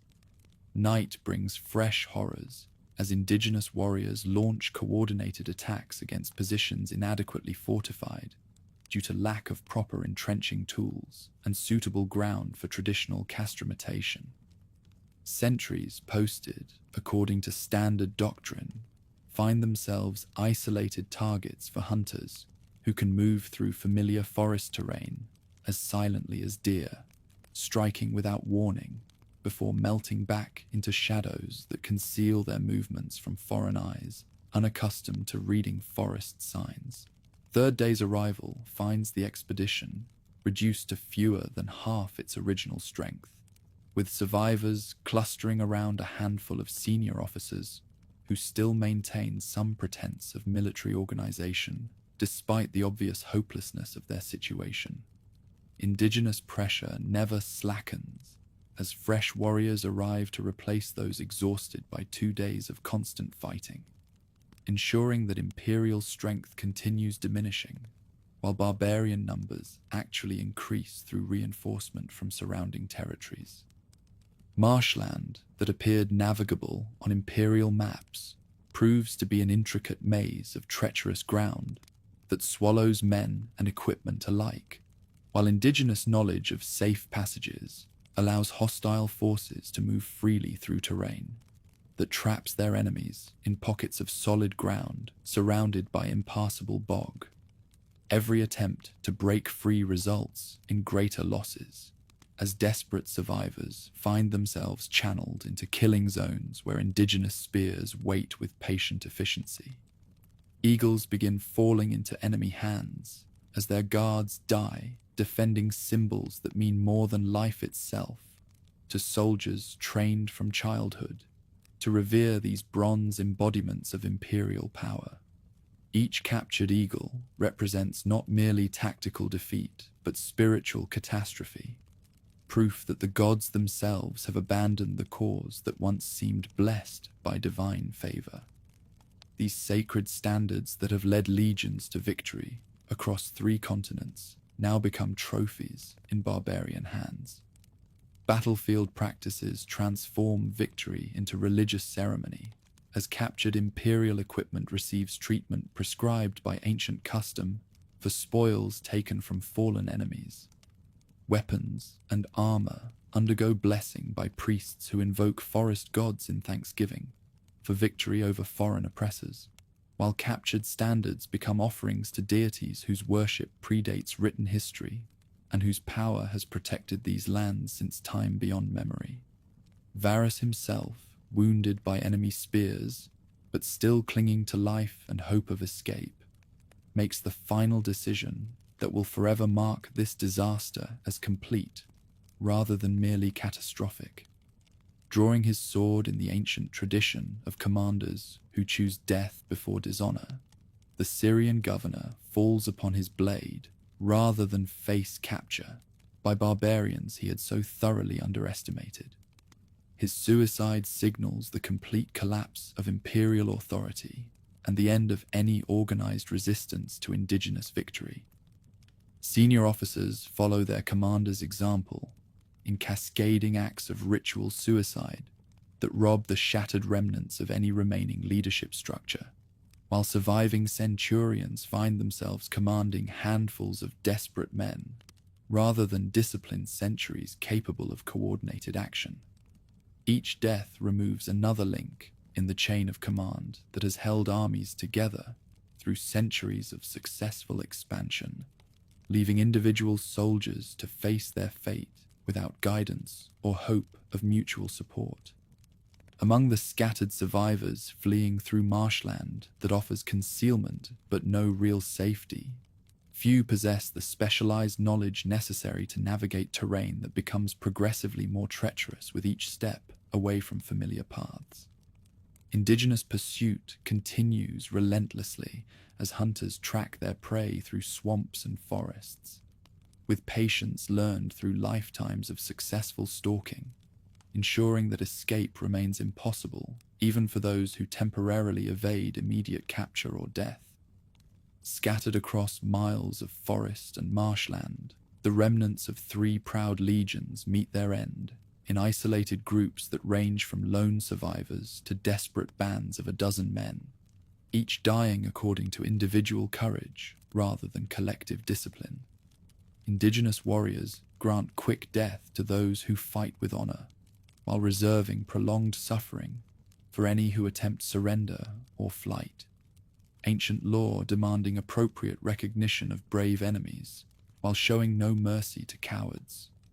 Celebration of complete victory takes forms prescribed by traditions older than the city on 7 hills, with captured imperial equipment redistributed according to ancient custom, while prisoners designated for sacrifice undergo ritual preparation by priests whose authority derives from gods unknown to Mediterranean civilization. The forest itself seems to participate in indigenous triumph, as natural sounds resume their normal patterns after 3 days of unnatural silence caused by massive battle among the ancient trees. News of the disaster spreads through communication networks with speed that amazes even messengers accustomed to efficient transmission across vast distances of difficult terrain. Signal fires carry word from hilltop to hilltop, while mounted riders follow ancient paths to spread tidings of victory that will transform political relationships throughout the region, proving that imperial power has limits and that foreign occupation can be successfully resisted through proper planning and coordinated action. Battlefield scavengers, both human and animal, begin the systematic process of stripping useful materials from the scene of slaughter, while leaving behind only bones and rusted iron as testimony to the greatest military disaster in imperial history. Ancient custom demands that certain trophies receive special treatment as religious offerings, while practical necessity requires recovery of weapons and equipment that can serve indigenous purposes, now that their original owners no longer require such materials for earthly concerns.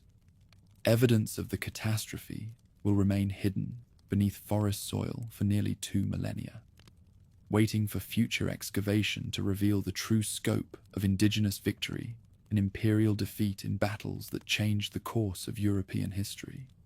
Bronze coins bearing Augustus's image will rest beside iron spear points in silent testimony to the clash between civilizations that determined whether the Rhine or the Elbe would mark the northern boundary of Mediterranean influence over barbarian peoples. Final tally of the disaster exceeds even indigenous expectations, as warriors count captured equipment and assess the full scope of their unprecedented victory over the finest military force the civilized world could produce. 3 entire legions have been destroyed, along with their auxiliary support and civilian followers, representing a loss of trained manpower that will require years for the empire to replace, even if suitable recruits can be found and properly trained for frontier warfare. Unity forged in the crucible of shared struggle against foreign oppression emerges from victory stronger than ever before, as confederations recognize the benefits of coordinated resistance to imperial expansion. The success at Teutoburg proves that imperial military superiority depends upon favorable conditions and proper leadership, both of which can be denied through adequate preparation and exploitation of terrain advantages that favor indigenous tactics over foreign military doctrine developed for different types of warfare. Beneath ancient trees, the earth remembered the moment the tide of conquest shifted, when the conquered rose as conquerors and the hunters found themselves hunted. 3 eagles lie broken in the mud, their bronze wings tarnished with defeat, while around them the forest reclaims what was always its own. Victory belongs to those who know the land, who understand its secrets, who fight not for distant emperors, but for the right to remain free beneath familiar skies. Smoke rises from scattered campfires where Germanic warriors strip bronze armor from Roman corpses, their hands working with practiced efficiency, born of generations spent hunting in these same forests. Arminius walks among the dead, still wearing the torn cloak of a Roman officer over his ancestral mail, while tribal chieftains gather around 3 bronze eagles planted upright in the bloodied earth, like monuments to foreign defeat. The Cherusci war leader lifts the first eagle, standard of the 17th Legion, and feels its weight settle into his calloused palms. 20 years of Roman education could never have prepared him for this moment, when the symbols of imperial power become trophies in barbarian hands. Around him, warriors who have never seen the Mediterranean raise their weapons in salute, while ancient war songs echo through trees that have witnessed the empire's greatest disaster. Segestes approaches his son-in-law with careful steps, the old collaborator's face pale as morning mist. His voice cracks when he speaks. "What have you done?" "Augustus will send 20 legions to avenge this defeat." Arminius turns the eagle so sunlight catches its bronze wings, then replies in the old tongue that sounds strange after years of speaking Latin. "Let him send 40. The forest will swallow them all." Tribal priests begin their sacred work among the corpses, selecting Roman officers for ritual sacrifice, while blessing captured weapons with blood and river water. An elderly Bructeri shaman approaches Varus's body, where it lies beside a fallen oak, his weathered hands tracing symbols in the mud, while chanting prayers to gods whose names predate written history. The Syrian governor's suicide has earned him warrior's honors, even from enemies who despised his living presence. Flames consume Roman supply wagons, loaded with parchment scrolls bearing tax records and census information that Varus had spent years compiling. Young indigenous warriors feed the fires with maps showing planned roads and fortress sites, laughing as smoke carries imperial ambitions toward clouds that care nothing for Mediterranean dreams of conquest. Every document that burns represents freedom, restored to communities that had nearly forgotten what independence meant. Boys too young for battle gather Roman coins scattered among the corpses, their silver faces bearing Augustus's profile, now destined for melting pots where smiths will transform imperial currency into arm rings and neck torques according to ancestral designs. Women emerge from forest hiding places to claim iron spear points and bronze fittings that will serve households better than they served foreign legions. Nothing of value goes unclaimed as northern communities reclaim wealth that taxation had stripped from their stores. Meanwhile, Thusnelda moves among wounded prisoners, her healer's knowledge allowing her to separate those who might survive slavery from others marked for sacrifice. The Cherusci princess carries clay pots filled with herbs, while ordering captives according to tribal law that grants mercy to brave enemies, while condemning cowards to prolonged suffering. Her decisions will determine which survivors see another sunrise, and which feed the funeral pyres that honor fallen warriors. At Fortress Aliso, 50 miles distant, a bloodied auxiliary stumbles through the gates, carrying news that transforms confident garrison life into desperate preparation for siege. Lucius Caedicius, the camp prefect, listens to the survivors' gasping report, while his centurions exchange glances that speak of shared understanding. 3 legions destroyed means every imperial position east of the Rhine now stands exposed to barbarian assault. How many escaped? Caedicius asks, though the auxiliary's haunted expression already provides the answer. Perhaps a dozen, sir. Maybe fewer. The forest. The forest ate them all. The prefect dismisses the man and turns to his senior centurion. Send word to every outpost. Withdraw all forces to prepared positions. Burn anything that might aid the enemy. Panic spreads through the fortress as soldiers who had considered Germania a peaceful posting suddenly realize their isolated position makes them prime targets for indigenous revenge. Quartermasters frantically inventory supplies, while engineers examine wall defenses that had seemed adequate when 3 legions provided security. Now these same barriers appear pitifully thin against barbarian assault that has proven capable of destroying veteran formations in open battle. Merchants throughout the settlement abandon their warehouses full of amber and furs, loading wagons with desperate haste while their guards scan forest edges for signs of approaching warriors. Children who have never known anything but imperial protection now learn the meaning of fear as their parents speak in whispers about savage confederations and burned cities that litter the history of frontier warfare. Germanic scouts emerge from tree lines to observe imperial preparations, their painted faces invisible against bark and shadow, while keen eyes catalogue defensive weaknesses that future attacks might exploit. These watchers count sentries and map patrol routes, while noting which buildings hold supplies and which contain families that might serve as hostages during negotiated surrenders. Word spreads through indigenous territories like wildfire, racing across summer grasslands, carried by mounted messengers who follow paths invisible to imperial maps, while relay stations pass information faster than any foreign courier system. Each confederation that receives tidings of victory feels chains of occupation shatter like ice in spring floods, while young warriors who had despaired of achieving glory now sing songs celebrating forest triumph over Mediterranean arrogance. Village elders who had counseled patience under foreign rule now find their caution transformed into wisdom as communities prepare for inevitable imperial retaliation while savoring temporary freedom from taxation and census-taking. Granaries that had been emptied by foreign demands begin filling with grain kept for local use, while smiths who had forged tools according to imperial specifications return to ancestral patterns better suited to indigenous needs.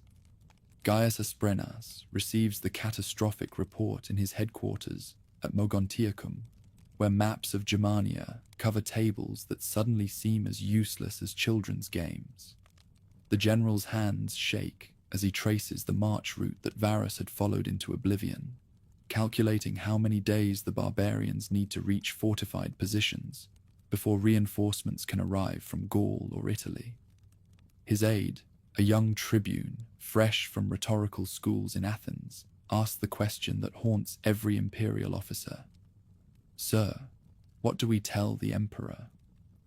Asprenas looks up from his maps with eyes that have aged years in moments. "We tell him the truth. 3 eagles have fallen, and the Rhine frontier no longer exists." Courier horses thunder westward along stone highways, their riders pushing the animals to exhaustion while message tubes bounce against armored thighs. Behind them, signal fires begin blinking from tower to tower, carrying news faster than any messenger can ride. The Empire's communication system, built to spread word of victory, now bears tidings of unprecedented defeat across 1,000 miles of civilized territory. Garrison commanders throughout Gaul receive urgent orders to halt all leave and prepare their units for immediate deployment to frontier positions that have suddenly become front-line battlefields. Veterans who had grown comfortable with peaceful provincial duty now sharpen their weapons while wondering if barbarian victory marks the beginning of wider rebellion that might spread to every corner of the empire where indigenous peoples chafe under foreign rule. At Lyon, the provincial capital, Governor Lucius Apronius convenes emergency councils where magistrates debate whether to requisition local militias for frontier service or concentrate on defending major population centers against potential uprising by Gallic communities that might see opportunity in imperial weakness. Tax collectors receive orders to accelerate revenue gathering before rebellious sentiment makes such activities impossible. Along the Rhine itself, fortress after fortress receives warnings that transform routine garrison duty into desperate preparation for siege warfare. Commanders who had grown accustomed to peaceful relations with local communities now view every indigenous laborer with suspicion, while wondering which friendly faces might conceal hostile intentions, similar to those that enabled Germanic triumph. Meanwhile, engineers work frantically to strengthen fortifications that were designed for administrative convenience, rather than serious military defense against coordinated assault by enemies who understand imperial weaknesses through years of careful observation. Stonemasons and carpenters labor through the night, strengthening gates and towers, while their supervisors calculate whether existing supplies can sustain prolonged siege by forces that control surrounding countryside. In Rome itself, Augustus walks through his private garden, where fountains splash among marble statues, celebrating past triumphs over barbarian enemies. A secretary approaches with scrolls bearing provincial reports, his face grave with the weight of information that will shatter imperial confidence built through generations of unbroken military success. The emperor's weathered hands break the wax seal, while September's sunlight illuminates words that will haunt his remaining years, with knowledge that expansion has finally met limits imposed by geography and indigenous determination, rather than administrative convenience. The parchment falls from nerveless fingers as Augustus staggers against a statue of his adopted son Drusus, the general who had first carried eagles across the Rhine toward territories that now seem as distant as the moon. Varus, Varus, give me back my legions. The emperor's voice rises to a howl that echoes off marble walls, while servants come running at the sound, finding their master striking his head against stone, while tears stream down cheeks that have forgotten how to weep. Palace guards exchange worried glances as the most powerful man in the world crumbles beneath news that 3 veteran legions have vanished like morning mist. Tiberius arrives within the hour, his face already bearing knowledge that couriers have carried ahead through imperial communication networks that span continents. The heir apparent finds Augustus slumped in his study, surrounded by maps of Germania, marked with red ink that traces Varus's final march into oblivion. The Senate is calling for immediate mobilization. Tiberius reports they want 20 legions sent north before winter closes the campaign season. Augustus lifts his head with effort that speaks of sudden aging, his voice hollow as wind through empty corridors. 20 legions? 30. Will numbers matter when the forest itself fights against us? He gestures toward the scattered reports that cover his desk like accusatory testimonies. 3 eagles, Tiberius. 3 eagles that will never return to their shrines. In the Senate House, emergency sessions convene as news of the disaster spreads through corridors, where confident speeches about provincial pacification had echoed just weeks before. Senator Marcus Crassus pounds his fist on the speaking podium while demanding immediate mobilization of every available legion. We cannot allow barbarian victory to go unanswered. Every province will see rebellion if Rome appears weak. But Tiberius speaks with the voice of military experience earned through decades of frontier warfare when he addresses the assembled senators.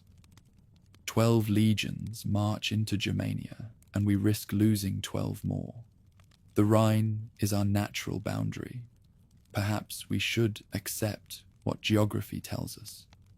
The debate rages through the night as imperial leaders grapple with their first major defeat in living memory.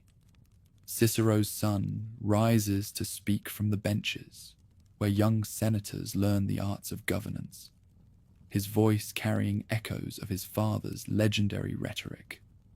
Honored fathers, we speak of legions and boundaries, while 3 eagles lie buried in barbarian mud. What message does retreat send to provinces that have submitted to our rule through fear of our invincibility? Outside the Senate House, crowds gather in the forum as news spreads through the city that has grown accustomed to victory celebrations and triumphal parades featuring conquered enemies in chains. Citizens who had never doubted imperial supremacy now whisper among themselves while merchants calculate how barbarian success might affect trade routes that bring wealth from distant provinces. Beyond the Alps, indigenous success inspires confederation after confederation to sharpen their weapons while calculating whether imperial weakness creates opportunity for their own liberation. In chatty territory, young warriors practice with captured shields, while their elders debate whether to attack positions before reinforcements arrive from distant provinces. King Maroboduus of the Marcomanni receives envoys from Arminius, bearing gifts of bronze armor and promises of alliance against common enemies. The Suebi ruler examines a centurion's crested helmet while listening to descriptions of forest warfare that destroyed 3 veteran legions. Your victory proves that Mediterranean soldiers can bleed like any other men. But can you repeat it when they return with 20 legions instead of 3? Smiths throughout barbarian territories begin reforging captured weapons according to ancient techniques that produce blades better suited to forest warfare than Mediterranean battlefields.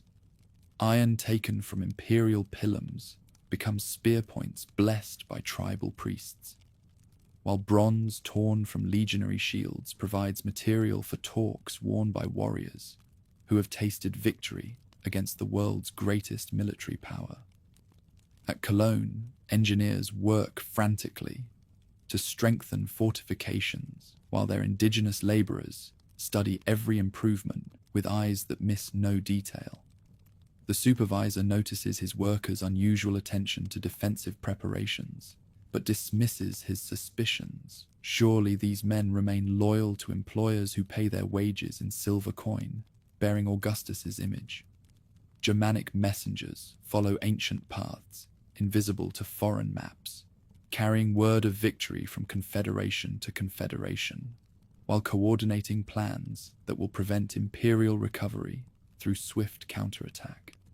Signal fires burn on hilltops where druids once offered sacrifices to gods of war, their smoke carrying messages that bind former enemies together in common cause against Mediterranean oppression.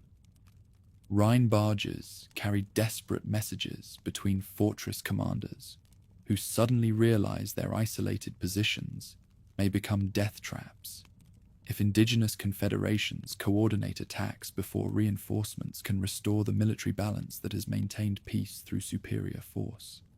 Each garrison counts its arrows and sword blades, while scanning forest edges for signs of approaching enemies. The forest where 3 legions died grows quiet as scavengers finish their work, and autumn rain begins washing blood from leaves and stones. But the victory won among these trees will echo through centuries, marking the moment when imperial expansion met limits that no amount of discipline or equipment could overcome.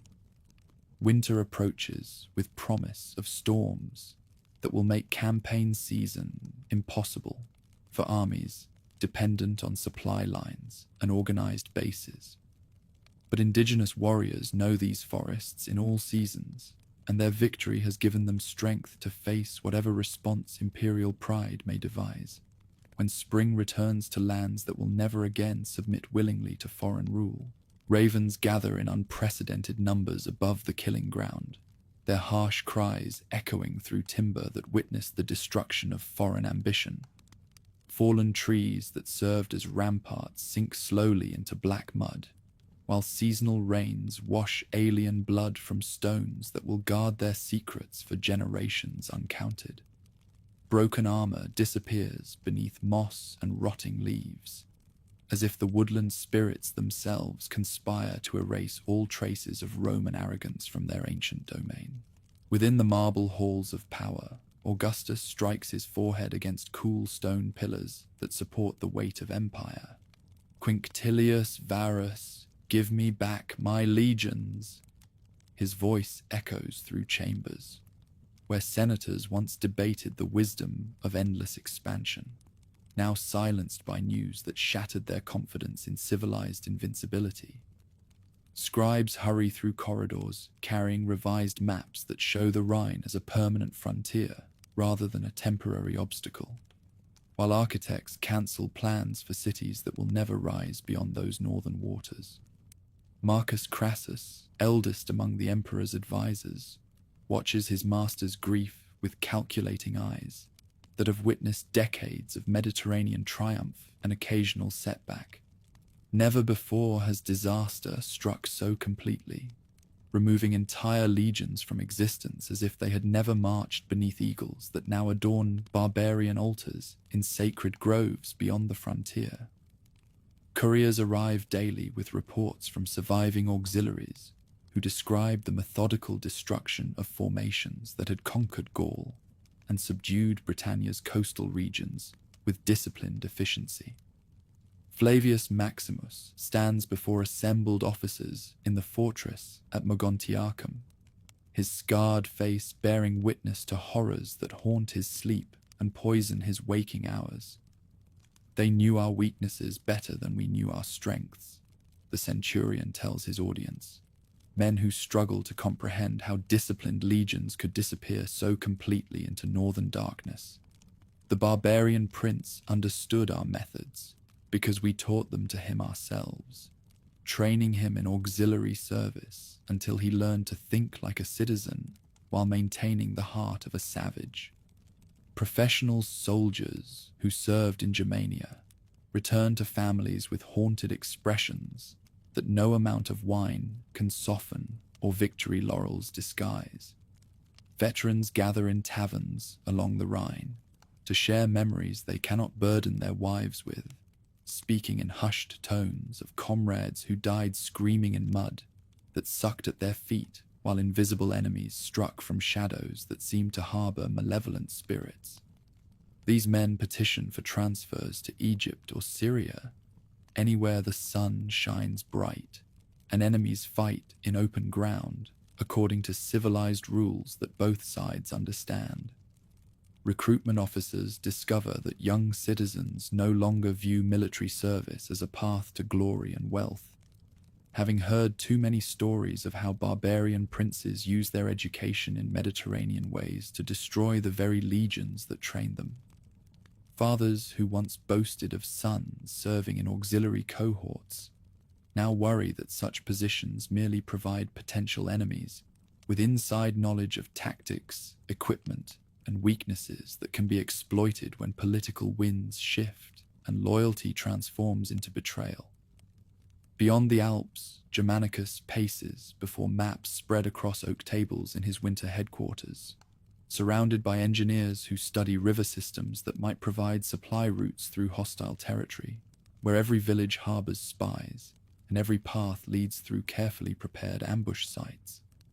His scouts bring reports of Confederation forces that coordinate their movements through signal fires, visible across vast distances, communication networks that extend far beyond traditional boundaries between groups that once fought each other more fiercely than they battled foreign invaders. We must recover the eagles, Germanicus declares to assembled officers, whose faces reflect the weight of responsibility that now rests upon their shoulders.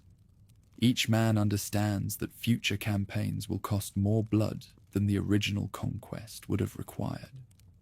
As hostile populations unite behind leaders who proved that Mediterranean legions can be destroyed through proper planning, patient execution, and intimate knowledge of terrain features that favor indigenous fighters over foreign professionals operating in unfamiliar conditions. Intelligence gatherers work through winter months to identify Confederation chieftains who might be turned against Arminius through careful application of gold, citizenship offers, and protection from indigenous rivals who gained power through their successful resistance to foreign influence. These efforts produce limited results, as barbarian leaders who witnessed the destruction of 3 legions understand that Mediterranean promises carry less weight than they once did when backed by seemingly invincible military force. Spring campaigns across the river encounter resistance more organized and effective than any previous expedition faced in decades of northern warfare. Confederation scouts track every movement while mounted messengers carry information between widely separated groups that coordinate their defensive strategies with precision that would impress Mediterranean staff officers. Woodland clearings become killing grounds, where foreign soldiers fight desperately against enemies who appear suddenly from concealed positions, strike with devastating effect, then melt back into familiar timber before reinforcements can respond to their comrades' cries for assistance. Each recovered standard costs hundreds of lives, as indigenous fighters defend every grove and ravine with determination born of recent victory and confidence in their ability to defeat foreign invaders who venture beyond established fortifications along the Rhine. Prisoners taken in these engagements provide intelligence about barbarian preparations that extend throughout the northern territories, revealing networks of cooperation between groups that traditionally viewed each other with suspicion and hostility. Germanic casualties in these revenge campaigns prove surprisingly light, as Confederation forces avoid pitched battles that favor Mediterranean formations, while concentrating on ambush tactics that exploit their superior knowledge of local terrain and weather patterns. Every engagement teaches hard lessons about the difficulty of conducting offensive operations in hostile territory, where the population supports active resistance rather than passive submission to foreign occupation. Among the Cherusci, Arminius finds his victory brings unexpected burdens, as rival chieftains question whether his success threatens traditional patterns of leadership that maintained balance between competing interests for generations, before Mediterranean influence disrupted ancient customs. Segestes, his father-in-law, gathers supporters in smoke-filled halls, where firelight dances across worried faces that reflect concerns about the future costs of continued resistance to foreign power that commands vast resources and holds grudges for decades. The Southerners will return with larger armies and harder hearts, the old collaborator warns warriors who remember easier times when foreign gold bought temporary peace and allowed different groups to pursue their traditional rivalries without interference from outside powers. Our grandsons will inherit wars we began in moments of pride, fighting enemies who never forget defeats or forgive those who inflict them upon Mediterranean legions that consider themselves invincible. Thus Nelda stands beside her husband as he addresses concerns that divide their people between those who celebrate liberation from foreign taxation and legal codes, and others who fear the consequences of defying Mediterranean power that controls trade routes, currency systems, and military resources that dwarf anything indigenous communities can marshal for extended conflict. Her presence reminds listeners that royal women support continued resistance, lending their influence to decisions that will determine whether their children grow up free or enslaved.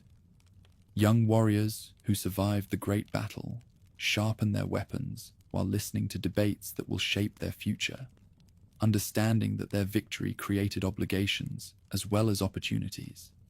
These men carry scars that mark them as proven fighters, giving weight to their voices when councils discuss whether to seek accommodation with foreign administrators or continue the struggle that made them legends among their own people and objects of fear among Mediterranean populations that once viewed barbarians as sources of slaves rather than mortal threats. Internal divisions weaken confederation unity as individual concerns clash with collective security needs that require sacrifices from groups that traditionally prioritize their own interests above broader considerations. Chatty chieftains demand larger shares of captured wealth, arguing that their warriors took greater risks and suffered heavier casualties in the woodland, fighting that destroyed 3 legions.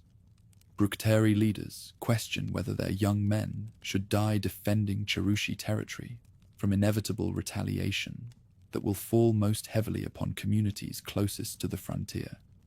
Personal rivalries that predated the Great Victory resurface in disputes over marriage alliances that could strengthen cooperation between groups, grazing rights that determine seasonal movements of livestock herds, and religious observances that traditional enemies manage to coordinate only temporarily while facing common threats.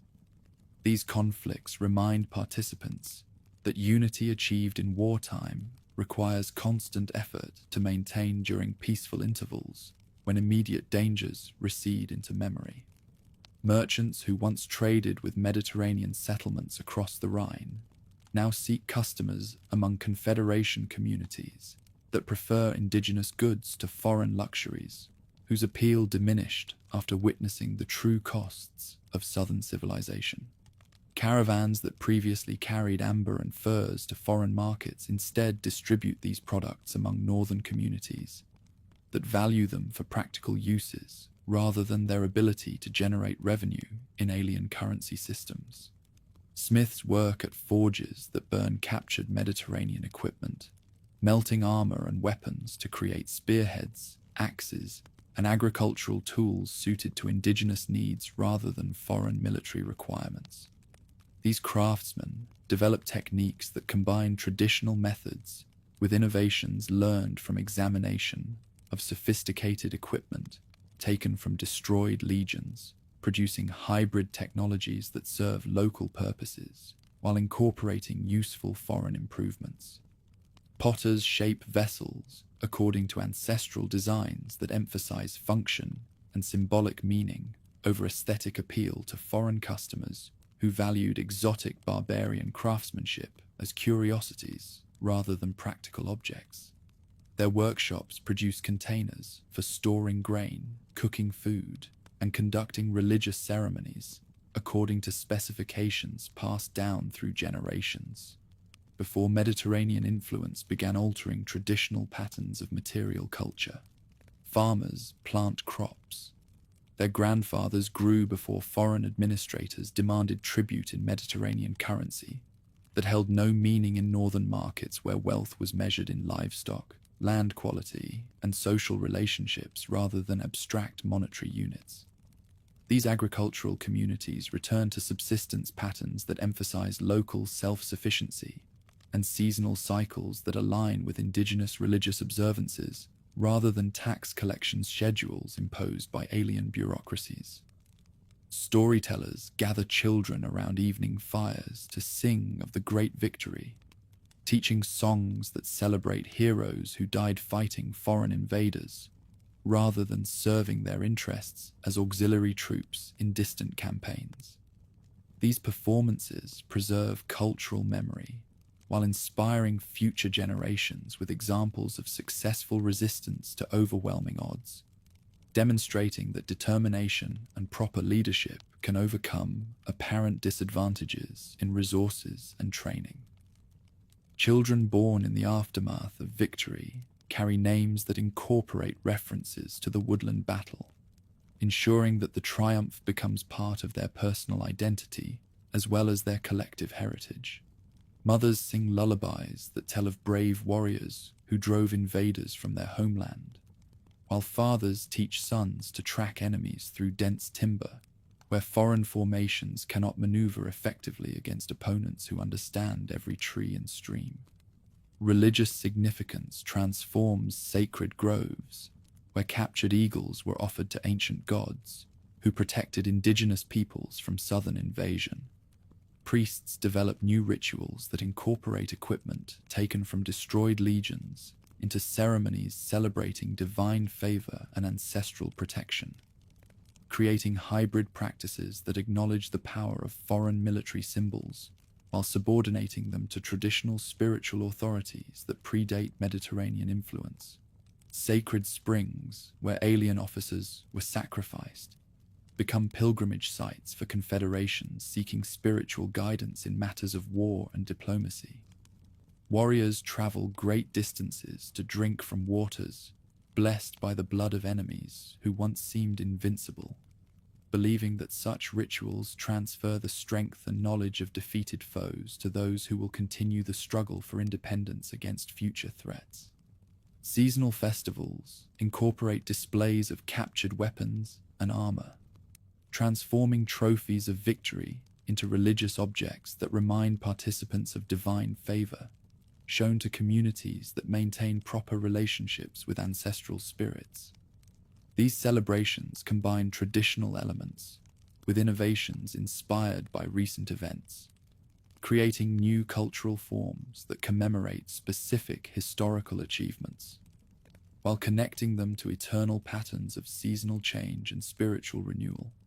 Meanwhile, across the empire, provincial governors receive urgent instructions to reassess the reliability of auxiliary units recruited from potentially hostile populations that might harbor secret loyalties to indigenous causes rather than Mediterranean interests.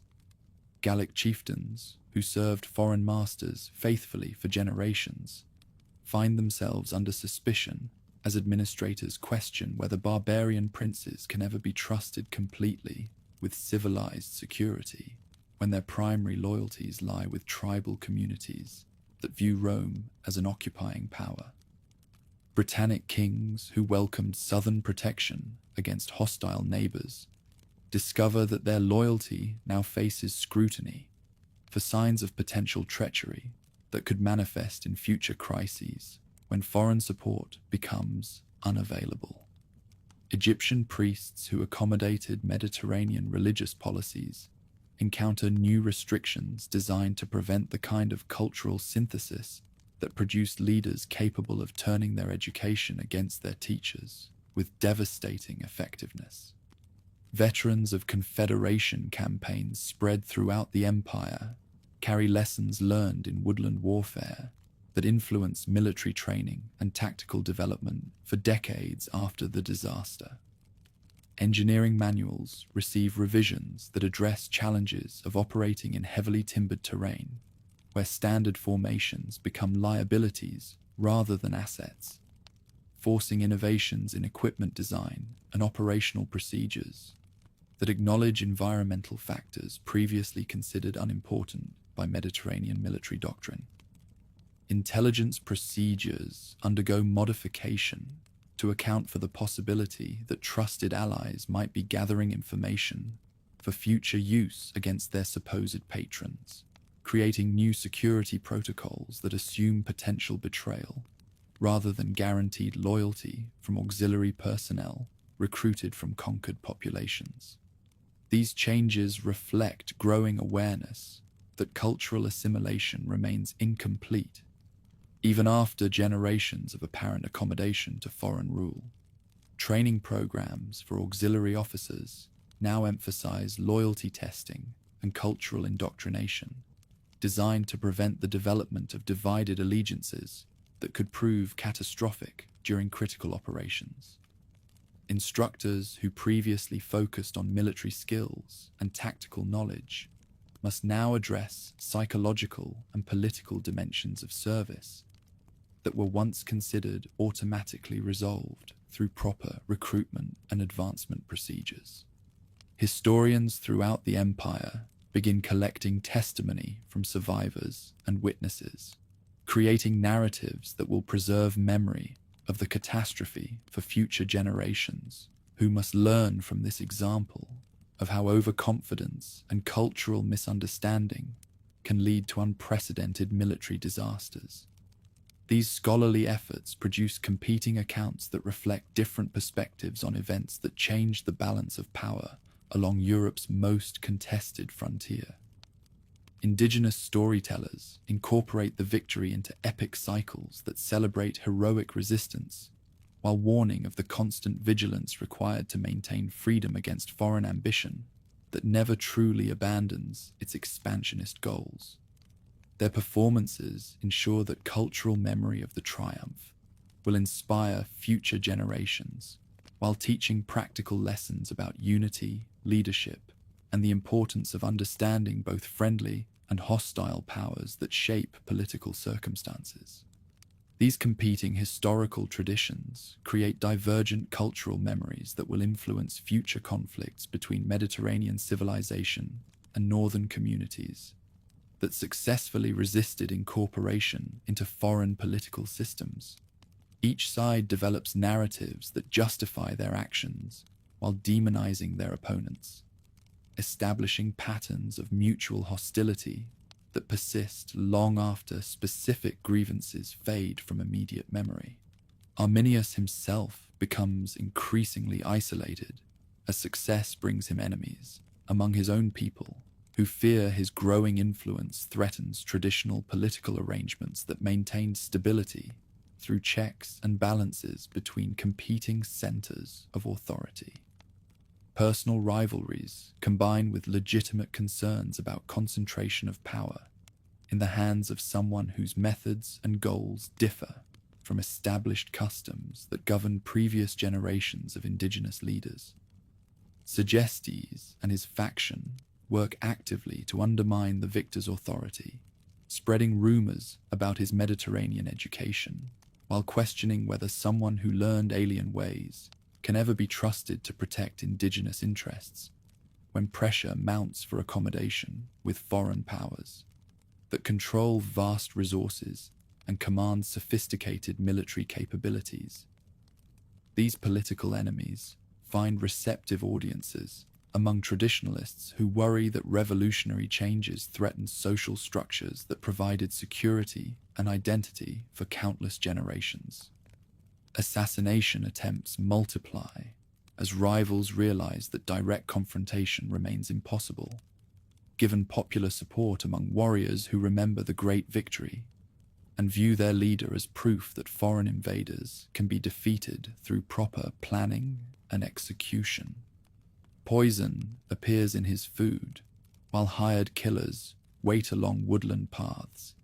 He travels between Confederation territories, where supporters expect his presence at important gatherings and ceremonial occasions.